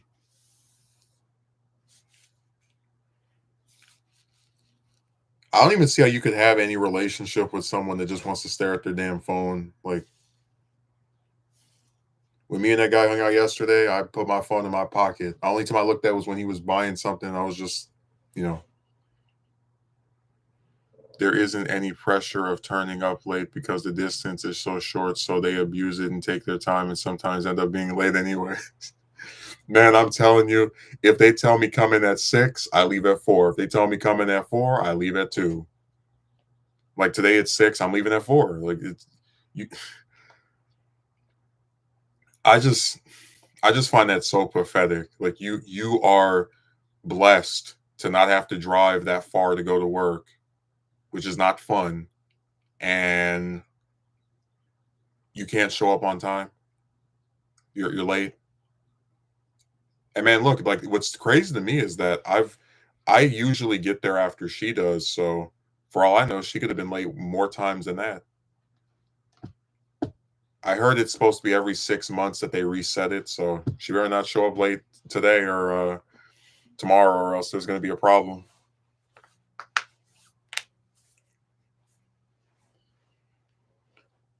I think I mentioned that on Saturday, was it Saturday or Sunday? It was one of the days of last week where like I was like, oh, I gotta see her and we're gonna clock in together. And then the plot twist was that she called in sick. And I told one guy, I said, I guess it's tiring when you're doing all this evil. It saps the help out of you. But I was like actually kind of amused by that because um earlier in that same week when she spilled that stuff on me, she went to one of the managers and was like, "Oh yeah, I was I called in because I felt like I was not gonna be able to make it. I wasn't feeling good." And then you know you get the joke right that she was like who the hell would call in to say that they don't feel good and they won't be able to come, but then come anyway and to be like, "Dude, is it going to be held against me that I called in to say that I was sick?" It's like, no, you're literally you're here, like you're here. You only would have it held against you or even be a thing if you didn't show up. Like you're here. But you get why that's like that was like some nice foreshadowing because you try to call in sick on Tuesday, and then you come on Tuesday anyway, and then you're like, oh no, now I'm actually sick on Saturday. So it was like the boy who cried wolf. Like that was foreshadowing of of her just dodging work. It's like I'm gonna be sick one of these days, sooner than later.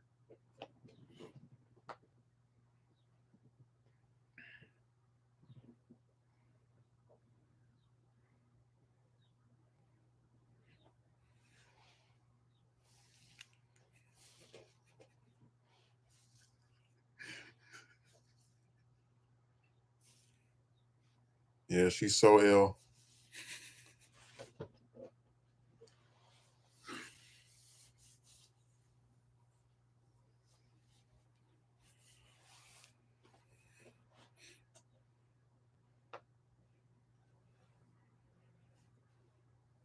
No, I'm astonished by just how much content you can get out of this one person. Like, there's,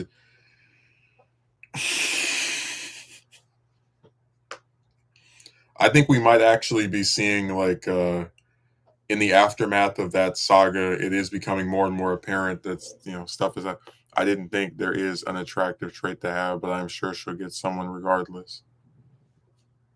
Oh yeah, I mean, you saw how quickly she hopped in the back of that guy's car. So I guess, I mean, you already told you, dude. Like, it doesn't matter what a woman looks like, how nice they are. I mean, whether they have a job or not. Honestly, you could take a balloon and like a just a circular balloon and put a triangle at the end of it, and men would be like, yeah, because there is no standards for women. There's none whatsoever.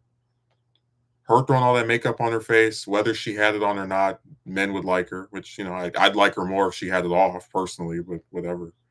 Uh, but no, she'll be able to keep coasting and getting away with this stuff. I'm not even going to be that upset if people figure out who it is, because I feel like I've been in this private hell for 2 months of just being around this person that I think has treated me pretty poorly, and having to like not say anything to anyone that's there about who they are and what they've done. So it's not going to bother me too much if other people are like, yeah, what's their deal? What's wrong with them? How come you never say anything to them? Well, it's a bitter memory.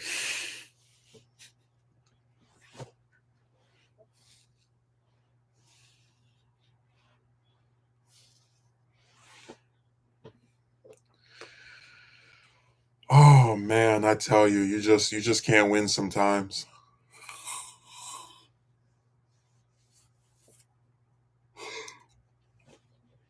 Mm,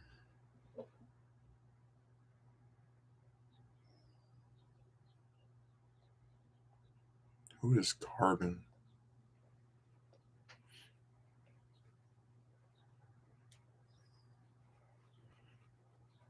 Anytime you see some new person out here, you always have to like approach with caution.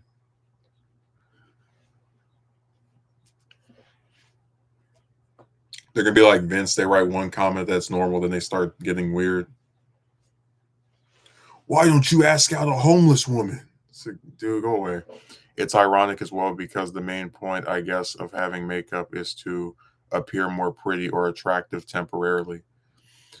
Well, yeah, but like I said, she sticks out like a sore thumb because nobody else wears all that stuff up there.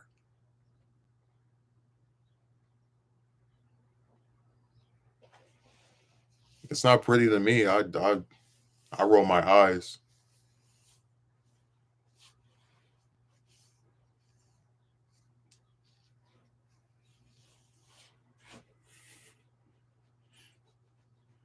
But with a lot of chicks, when they put that stuff on, I'm sorry, man, but it tends to make them look worse. Don't apologize to me.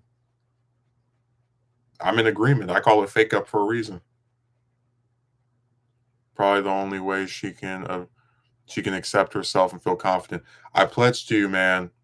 She is the only woman that works there that I've never seen without, like, some of them, they don't wear it every day, right? And sometimes one of them will wear like lipstick. She's the only one where every single time she is there, the lipstick, the eyeliner, Edward Scissorhand, nails.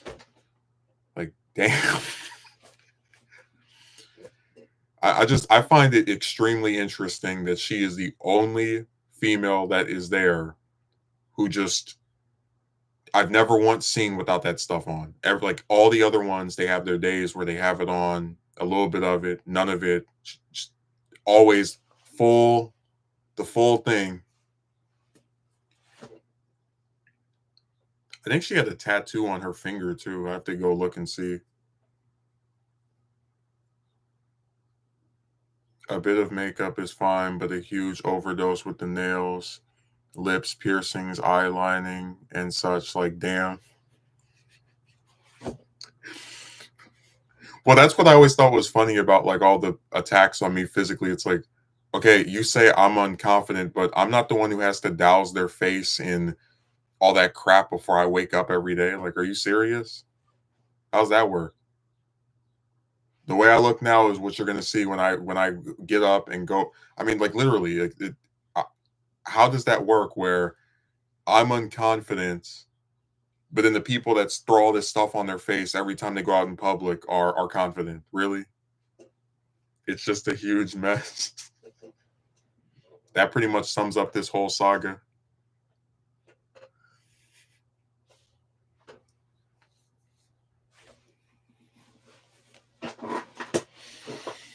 Mm.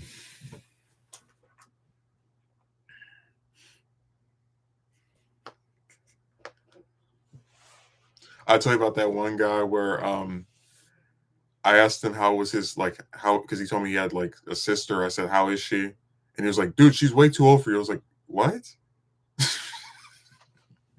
Because like my friend has a sister, and I always ask him like, "Hey, how's your mother? How's your dad? How's your sister?" Because they don't, they don't live together, right? If I know that people are not together, I'm inclined to ask how they do, and even if they are, I don't see them, so just like conversational piece. And his response to me asking, "How's your sister?" Dude, she's way too old. She was like, "What?"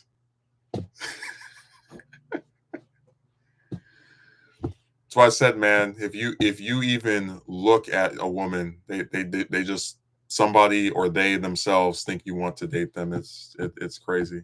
Yeah, I've had that happen to me before too. I had to inform him that no, she actually is not too old for me. That was factually incorrect.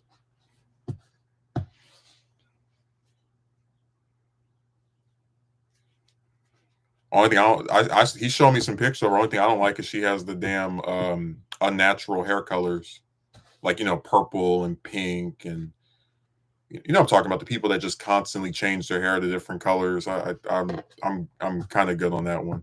It's sad when you have to explain what you really mean by asking how they are.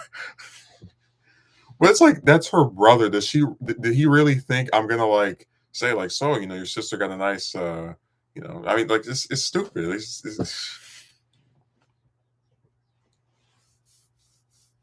No, but he showed some photos of her. She looks decent. I mean, again, the only problem I have with her is all the different hair colors.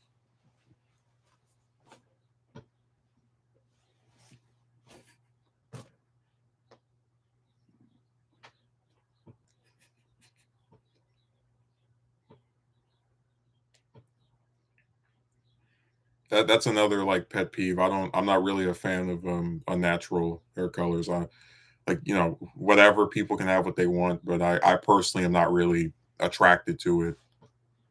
Unnatural isn't really my thing outside.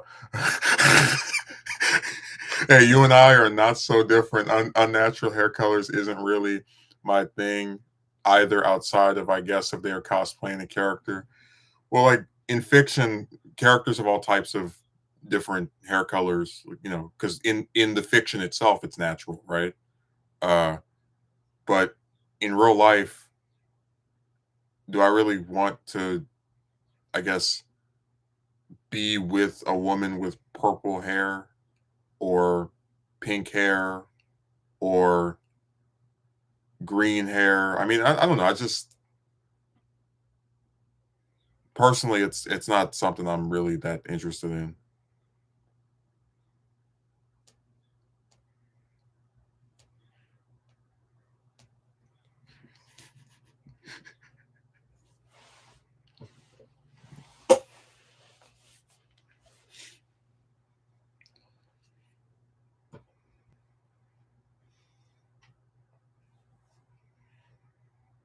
People get upset when you don't experiment on yourself how others do.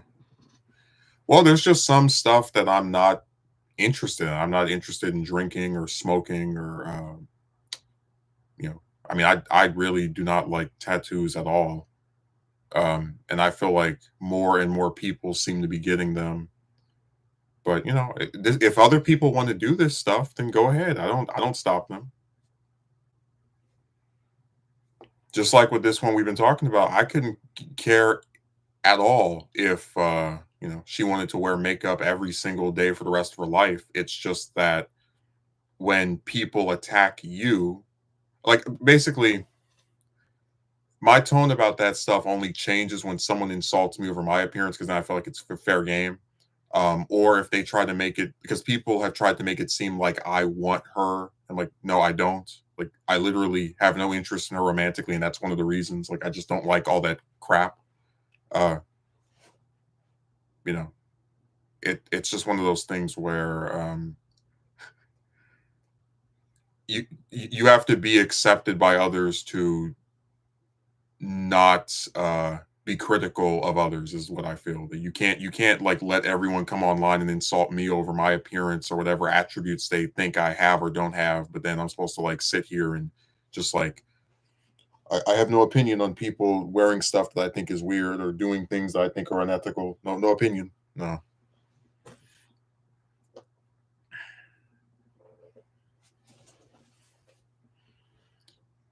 Gummy rights people are free to experiment on themselves however they want, but others don't need to be attracted to that stuff. We all have our taste and preferences. Remember, if you're a guy, you have to appeal to what women want. But if a woman wants to wear or do whatever, and you don't accept her, that's your loss. You need to you need to accept her for what she is and who she is.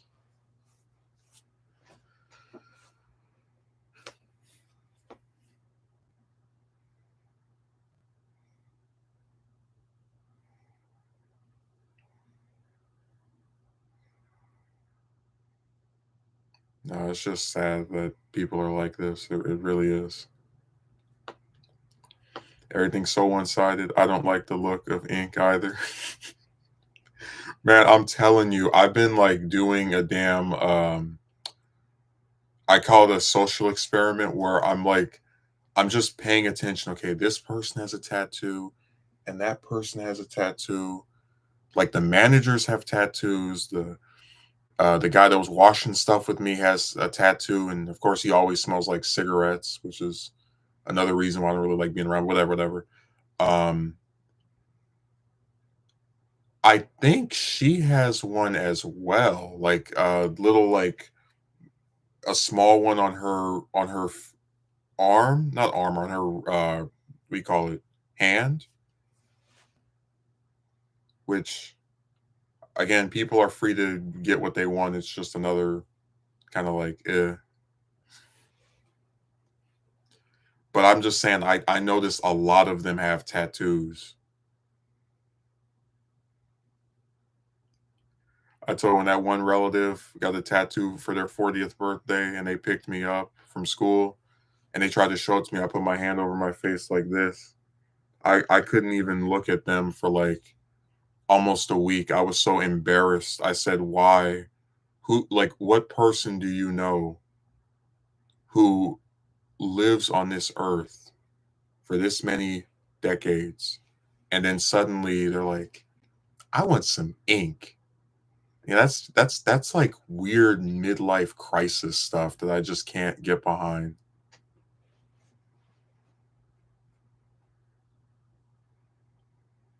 I was just puzzled by their decision making.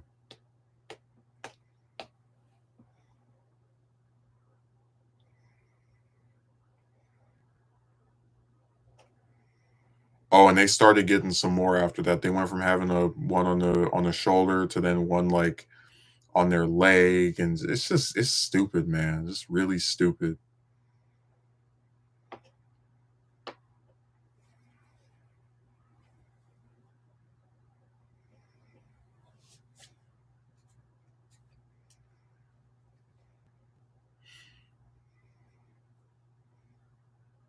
No, people they amaze me by some of the decision making that they have.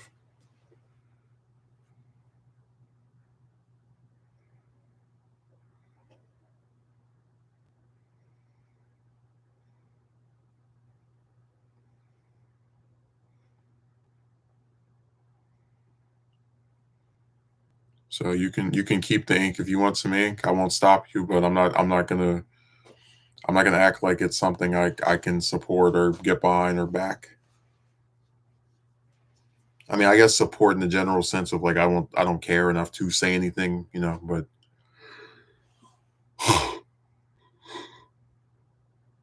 Hmm.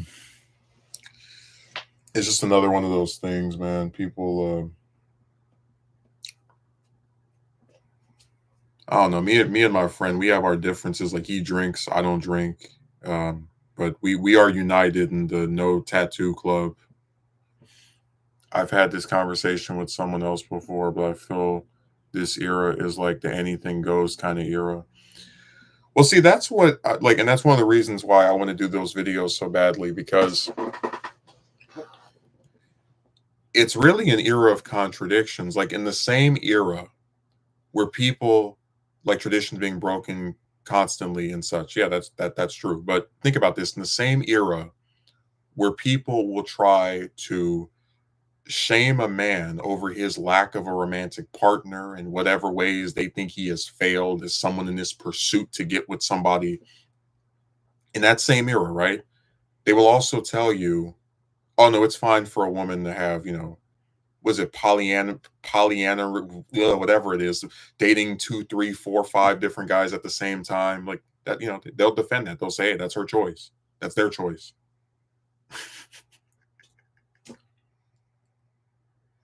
In the same era where somebody will make fun of a man for not having a job or a car, you have women who live with their parents and they have boyfriends and in some cases children. I mean, that's why I said everything is just contradicted, like, and that's why I can't take any of it seriously, because in the same period where they're trying to pretend that they have standards, you're constantly seeing how much they don't by the other stuff that they're doing, but by the other stuff that they're making no comment on. Oh god, I dropped that. Yeah, that's what I was trying to reference. I dropped that chick right when she mentioned that to me. I'm not being with any poly. Hey, look, the only poly I'll ever be with is Polyworld and Polywag and Polyrath. Oh, you know what? I forgot. Um, I was talking to my to I brought this up to somebody else. So remember how Ditto's only move is to transform and like he can't use any other moves from other Pokemon? Um Mixed Signals Queen's only move is to stare at phone, like phone stare. That would be her move when she comes out the ball. She just goes like this.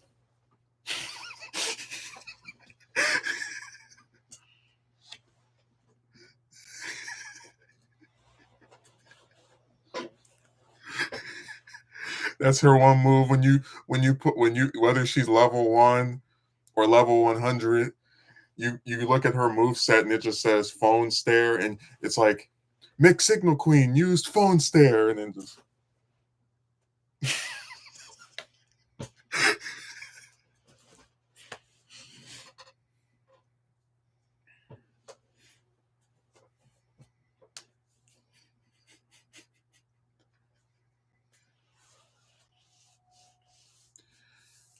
Oh, and let's also not forget this, Gem. In the same era where people will tell you that a man that you shouldn't be able to, I gotta throw this out there too, because we've also discussed this. In the same era where people will tell you that you shouldn't be able to tell a woman what to wear, they will also chastise, stare at, and get angry with men for wearing clothing associated with women.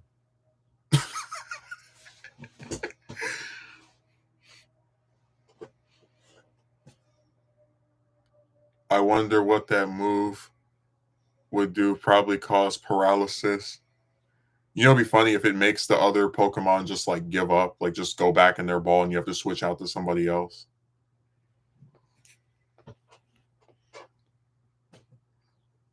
Like they get so irritated with being annoyed. Or you know what?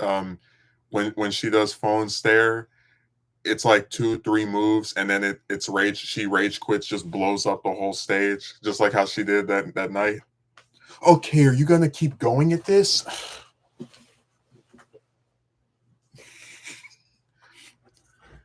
I'm gonna recreate the video. Okay, are you gonna keep? Just, wait, let me do my hands like it, because the whole time I got. Hold on, let me get my phone. Where did I put it?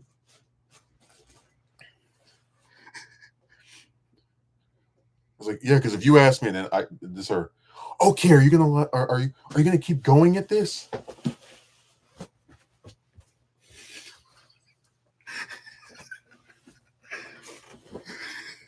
When that lady saw that tape, she was like, this is nothing. There will be no investigation.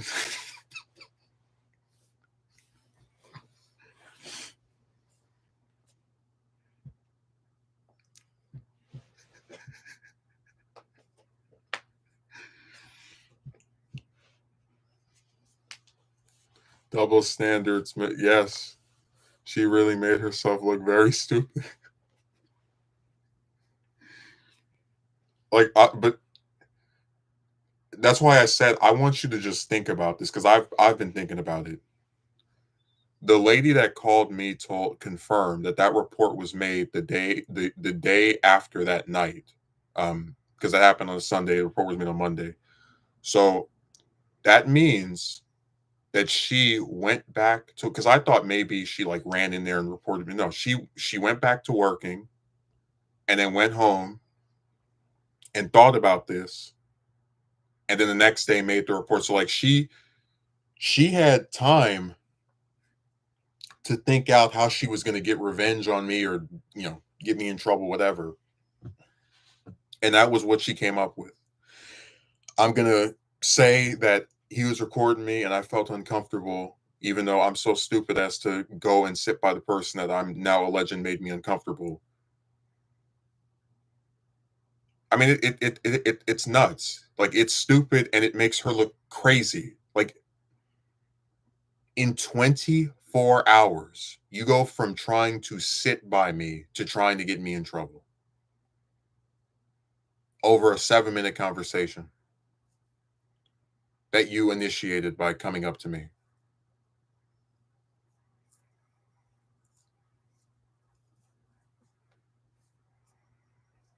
If you don't see why I say chicks are snakes and you can't trust them and they turn on you faster than you can, take a piss, I mean, I don't know what else to tell you.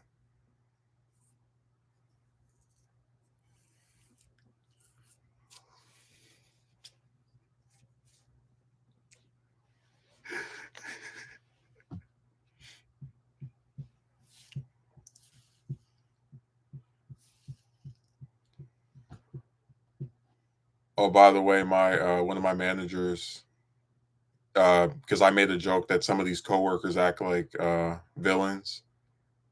He said that, like, he asked me, because I said like they should be in the Marvel movies. He asked me like who was my favorite Marvel character. I said Spider-Man. Then I mentioned that I out of the movie ones, I like Maguire the most. He was like, "Oh, that's the worst one," and I just cringed. I was like, "Man, people just."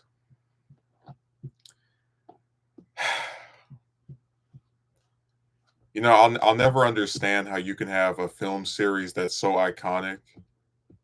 Yeah. Well, I think I told you there was another guy that said something like that, where I was washing like dishes with him, and he tried to say that this like the same thing, right? And not a, like somebody else tried to make that same insult, and I'm like, and I always make the point, I'm like, if he was so bad, why the hell did they have to steal his villains for that stupid crossover movie? I don't understand.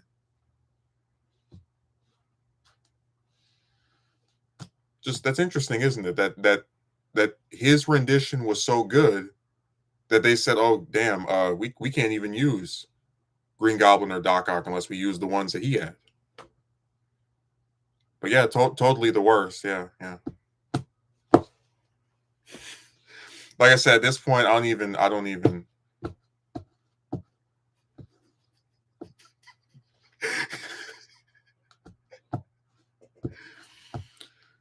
Look.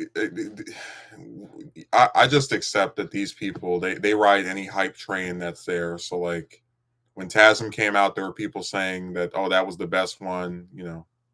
It's whatever. Well, I told you about my friend, right? Like he hasn't even seen those movies since he was a kid. So a lot of it is based off of ignorance, where they just haven't seen stuff, or if they have seen it, it was years ago. They have no memory of it, or they just ride the hype train. They don't even explain like what their problem with his portrayal is. So just whatever. Just let them sit in their pool of like I just noticed that it seems like more and more if I try to have a conversation related to media with people, they can't do it. They show how inadequate they are at making arguments. I just rolled my eyes and closed the door on them. I was like, this is stupid.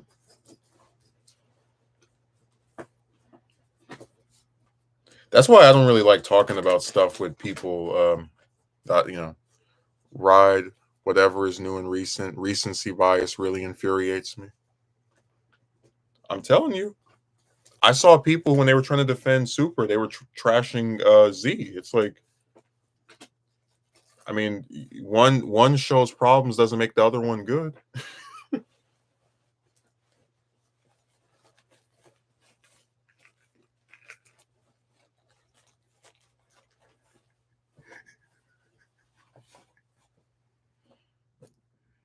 Dude, I don't even take them seriously anymore. I just roll my eyes. Like I said, the McGuire series will always be the one that is for the foreseeable future will probably always be the one that's the most remembered. Um, I mean, it's TASM and the MCU version are literally the way they are because the first one was just so iconic. So whatever. They want to rewrite history, then let them. No, man, like even today, like Spider-Man 2 is still considered one of the greatest superhero films ever. Like, and even the first one's been getting a resurgence where now like people are actually debating if the first one was better than the second one. Uh, which I don't agree with, but it's like that shows you that it's the esteem for it has gone up since it came out because I don't really hear much of you hear my point of like they have aged like fine wine. Uh, but those other ones, not so much.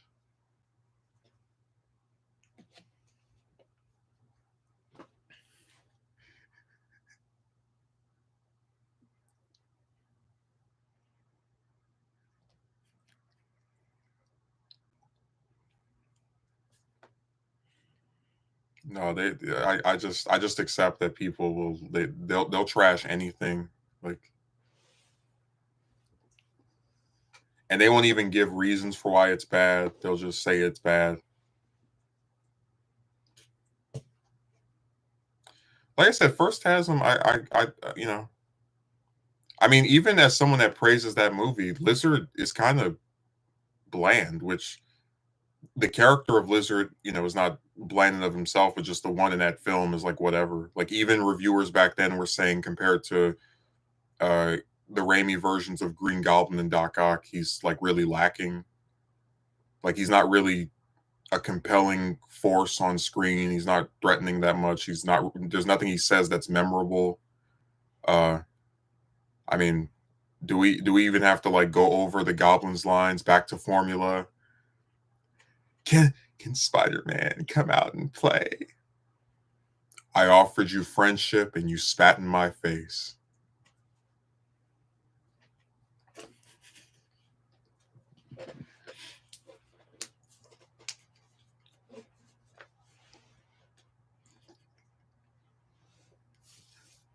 You think I'm playing when we had that conversation that I got in trouble for, or rather that she attempted to get me in trouble for?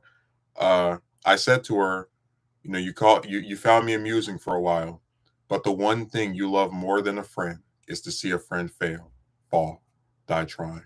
And she's like, "What the hell?" It's like, in spite of everything you've said to me, eventually you hated me.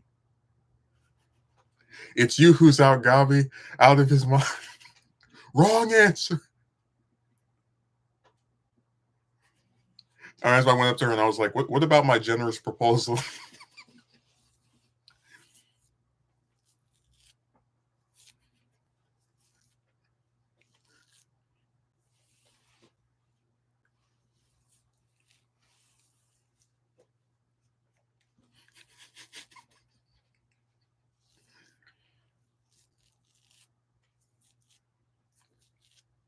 I mean, do you want to get into Doc Ock with dude? The only thing that gets praised about TASM is Garfield's performance, which it's fine, it's good, whatever. Um, and then his chemistry with Stone, and like that's pretty much it. Like nobody says, "Oh my God, Lizard was one of the greatest comic book movie villains ever," and Electro was so terrific. No, not at all.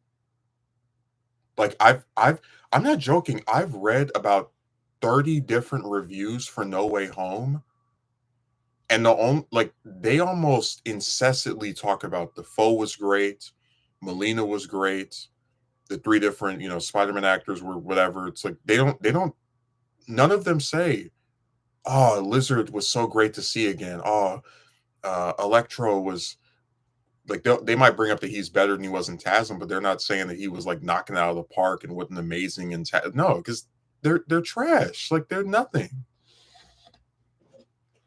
I'm not trying to be funny. You could delete TASM 1 and TASM 2 and nothing would be lost. The only thing they represent is a failure by Sony to launch a cinematic universe, um, which is something that's been happening with a lot of these different movie studios because they all want to be Marvel. I'm not even trying to be mean. You could delete those two and nothing would be lost.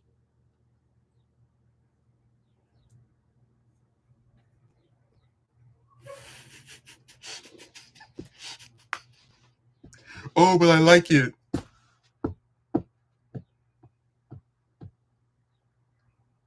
I'm not like trying to be funny. They exist so that uh, Sony could delay bringing Spider-Man into the MCU, and even then they failed. TASM 2 is literally a trailer for like 3 or 4 movies that were never made. It's worthless. It's just, again, it's trash. And again, like, dude, there's nothing there that's decent. Like some okay performances, some really crappy villains, a story that I just can't get into at all. It's like a filler episode.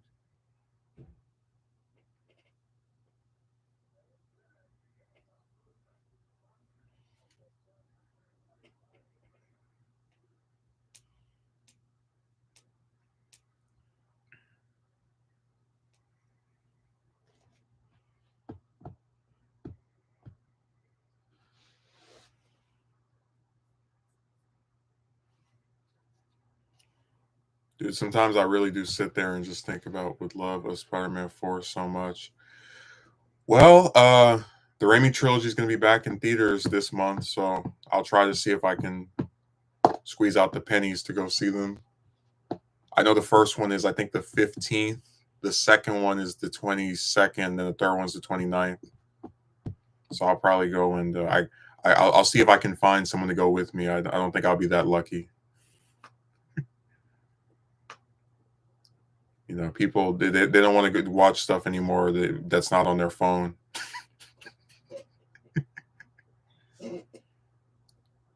How insane is that? Like we have,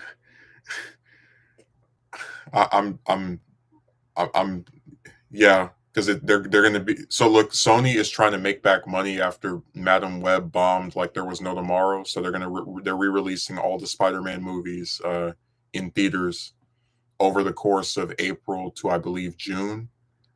Uh, so yeah, the Raimi films are going to be in theaters. I think each one for a week for the weeks after next week. And I'm completely down for seeing them on the big screen. I never saw the first film on the big screen. I was only 2 when it came out, so, or excuse me, 4 when it came out. Yeah, I had on DVD.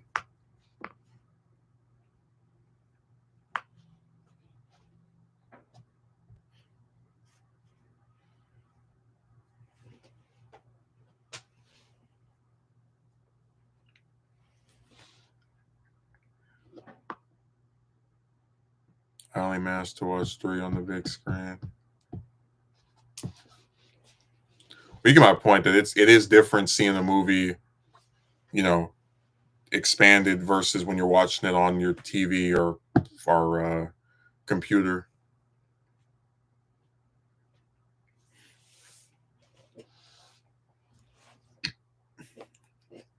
I tell you, when I was watching No Way Home for the first time, like on digital, like not in the theater. Oh, you man, some I don't know what it is. It's like a movie like that has scenes where it's designed for people to just clap. I remember it was either that or Rush Hour 3, and even though I like Rush Hour 3, I was so into seeing Spider-Man instead.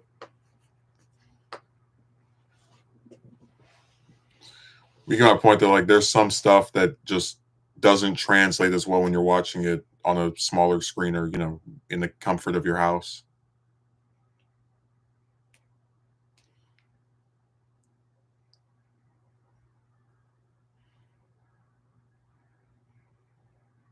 It's kind of like how on Disney Plus they have X-Men 97, and people are like, "Oh yes, it's so good, it's so good." I was like, "Eh, it's whatever."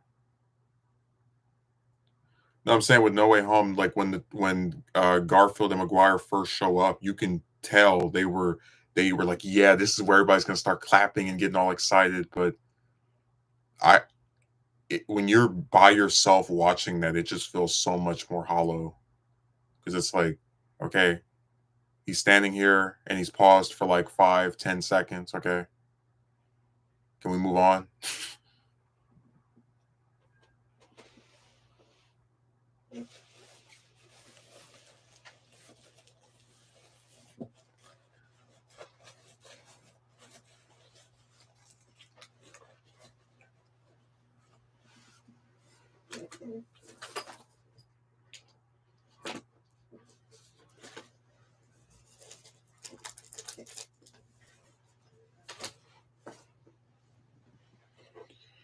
No, reading a lot of these rumors has been real fun because they give you a glimpse into what could have been.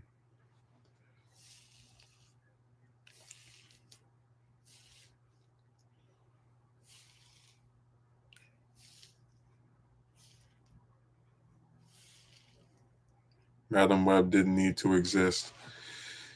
I would say the same thing about pretty much every other movie that stupid company has been making with the Spider-Man IP, other than maybe Venom. Like, I don't know why they're doing Craven. I'm laughing at them doing Craven because a lot of TASM fans were hoping that they would have the same Rhino from TASM 2, and it's confirmed that it's not the same Rhino from TASM 2. So, like, this is more proof that they're not in the same universe.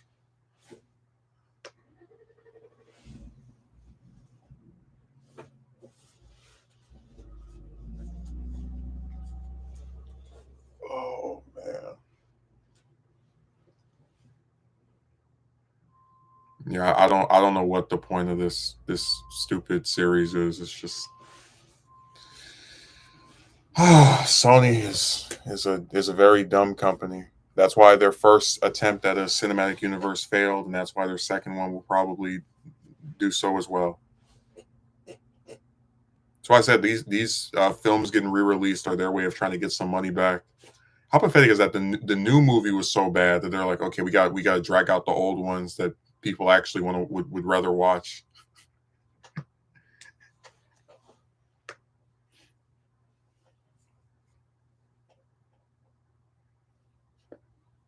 Like people would rather watch a movie they can see online for free on the big screen than the thing we just spent a year making. And that's not pathetic.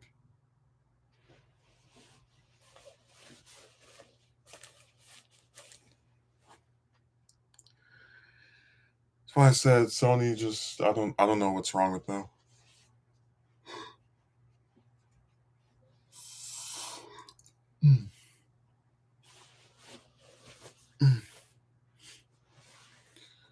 Yeah, the greed of these companies, they'll destroy their whole studio just to chase some pipe dream.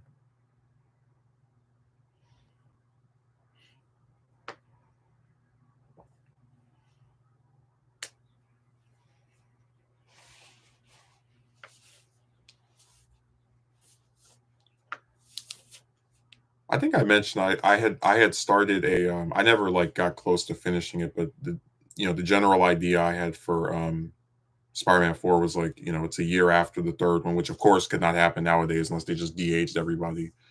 And that Vulture had like this thing of trying to be younger again, but his technology doesn't work. And when he uses it, it just turns people into bones. Like it doesn't, because I was trying to like play up the horror aspect of it as well. Just this old man trying to recapture his youth, but also being completely fine with taking away people's lives in the process. And it's like a senseless sacrifice where they don't even, it still doesn't make him younger. He just keeps doing it, hoping in vain it'll eventually work.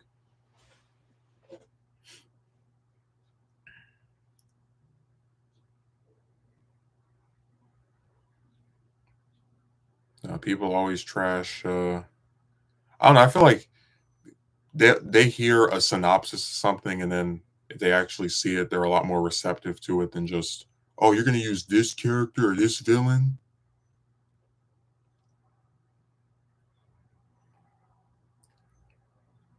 So I said these fans, they don't know what they want. They say one thing, and then you get something completely different.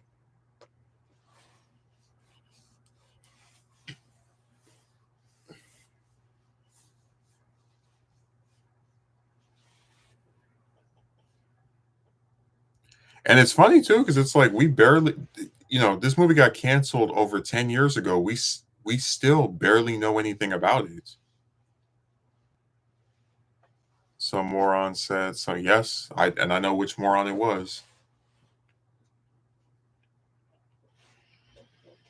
That's why I said some people are anti everything because they'll know nothing about a movie other than what it's a sequel to and be like, no, don't do it.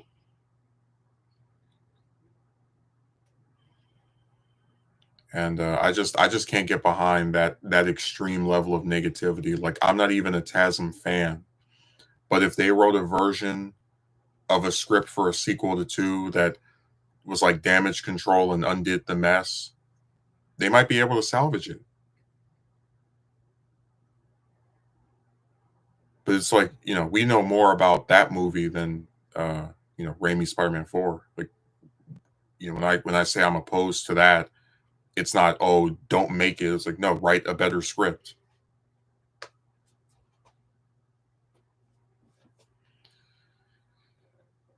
These people, man, they're just opposed to stuff just to be opposed to it.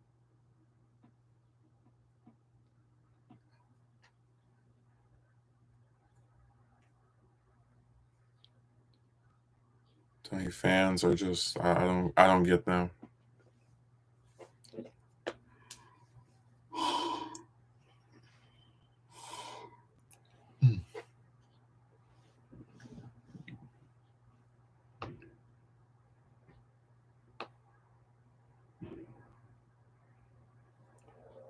What else was I gonna say? Normally I would try to hit the 3 hour mark, but I had to start this later than usual because for some damn reason people can't just go to bed. Like they just stay up all night long forever and ever and ever and ever and ever. Um, so if you have anything else you want to write Megumi, let me know, or else you'll have to hold your peace until Monday, possibly next Saturday. I don't want to rush you off or anything. I'm just getting ready to deal with these crazy characters again.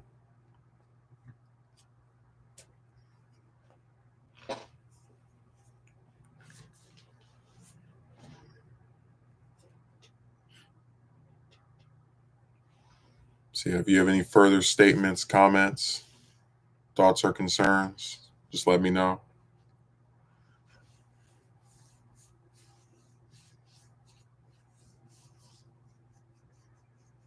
No, at a minimum, I always try to do at least two. Usually, if somebody shows up that I want to speak to and it's like later than I thought they would, I still try to make sure to, get them in there. I just hope you don't have to face too much nonsense from Mixed Signals Queen when you return to work. I don't think so because the shift today isn't that long. It's like 4 hours, and then the other one is only 5, and I don't think she's there for the whole time. But then again, the night where that thing happened, we only were together for 1 hour, so I guess you never know. Um, I don't. I think we're like it really is over as far as like I'm not saying to her. She's gonna keep on ignoring me, and more people are gonna keep noticing like what is this? Because I'm not doing anything as far as retaliation or egging somebody on. It's just when you go out of your way to pretend someone doesn't exist. Yeah, she made it that way. Absolutely. When you go out of your way to pretend someone doesn't exist, um, others who acknowledge that person can't help but notice the weird, animosity you seem to carry toward them for whatever reason. All she had to do was go see a movie, man.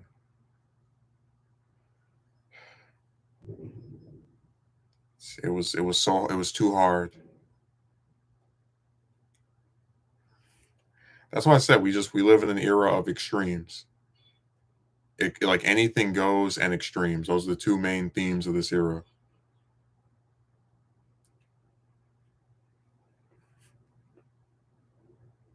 It's not like she'll be paying for her ticket either. No. Only thing she had to do was find a way to. I mean, I would have probably. Well, she wouldn't let me drive her because remember she was so afraid to have me in her car. But I like all she'd have to do because the thing is closer to her than me. So yes, very true about this era. Anything goes and extreme.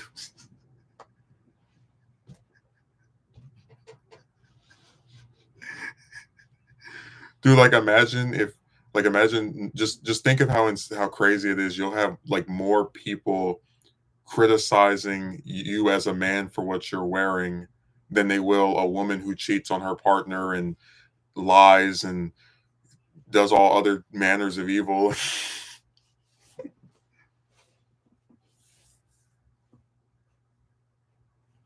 Like make that have any type of sense to it. It's crazy.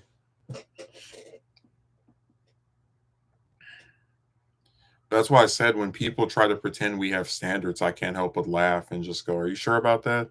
Really? You know who you're dealing with? What era you're in?"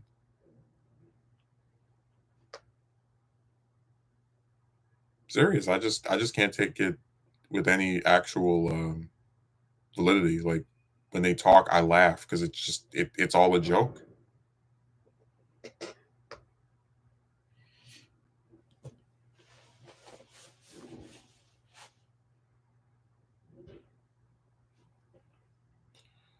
No, it's just sad that people are like this.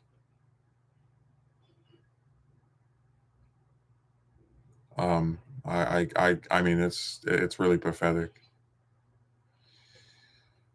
But the only thing we can do is try to not get caught up in any of their nonsense. Um, and obviously, there's a lot of it I do laugh at because I think it's stupid. But just people waste everything. This is the era of anything goes, waste, and extremes.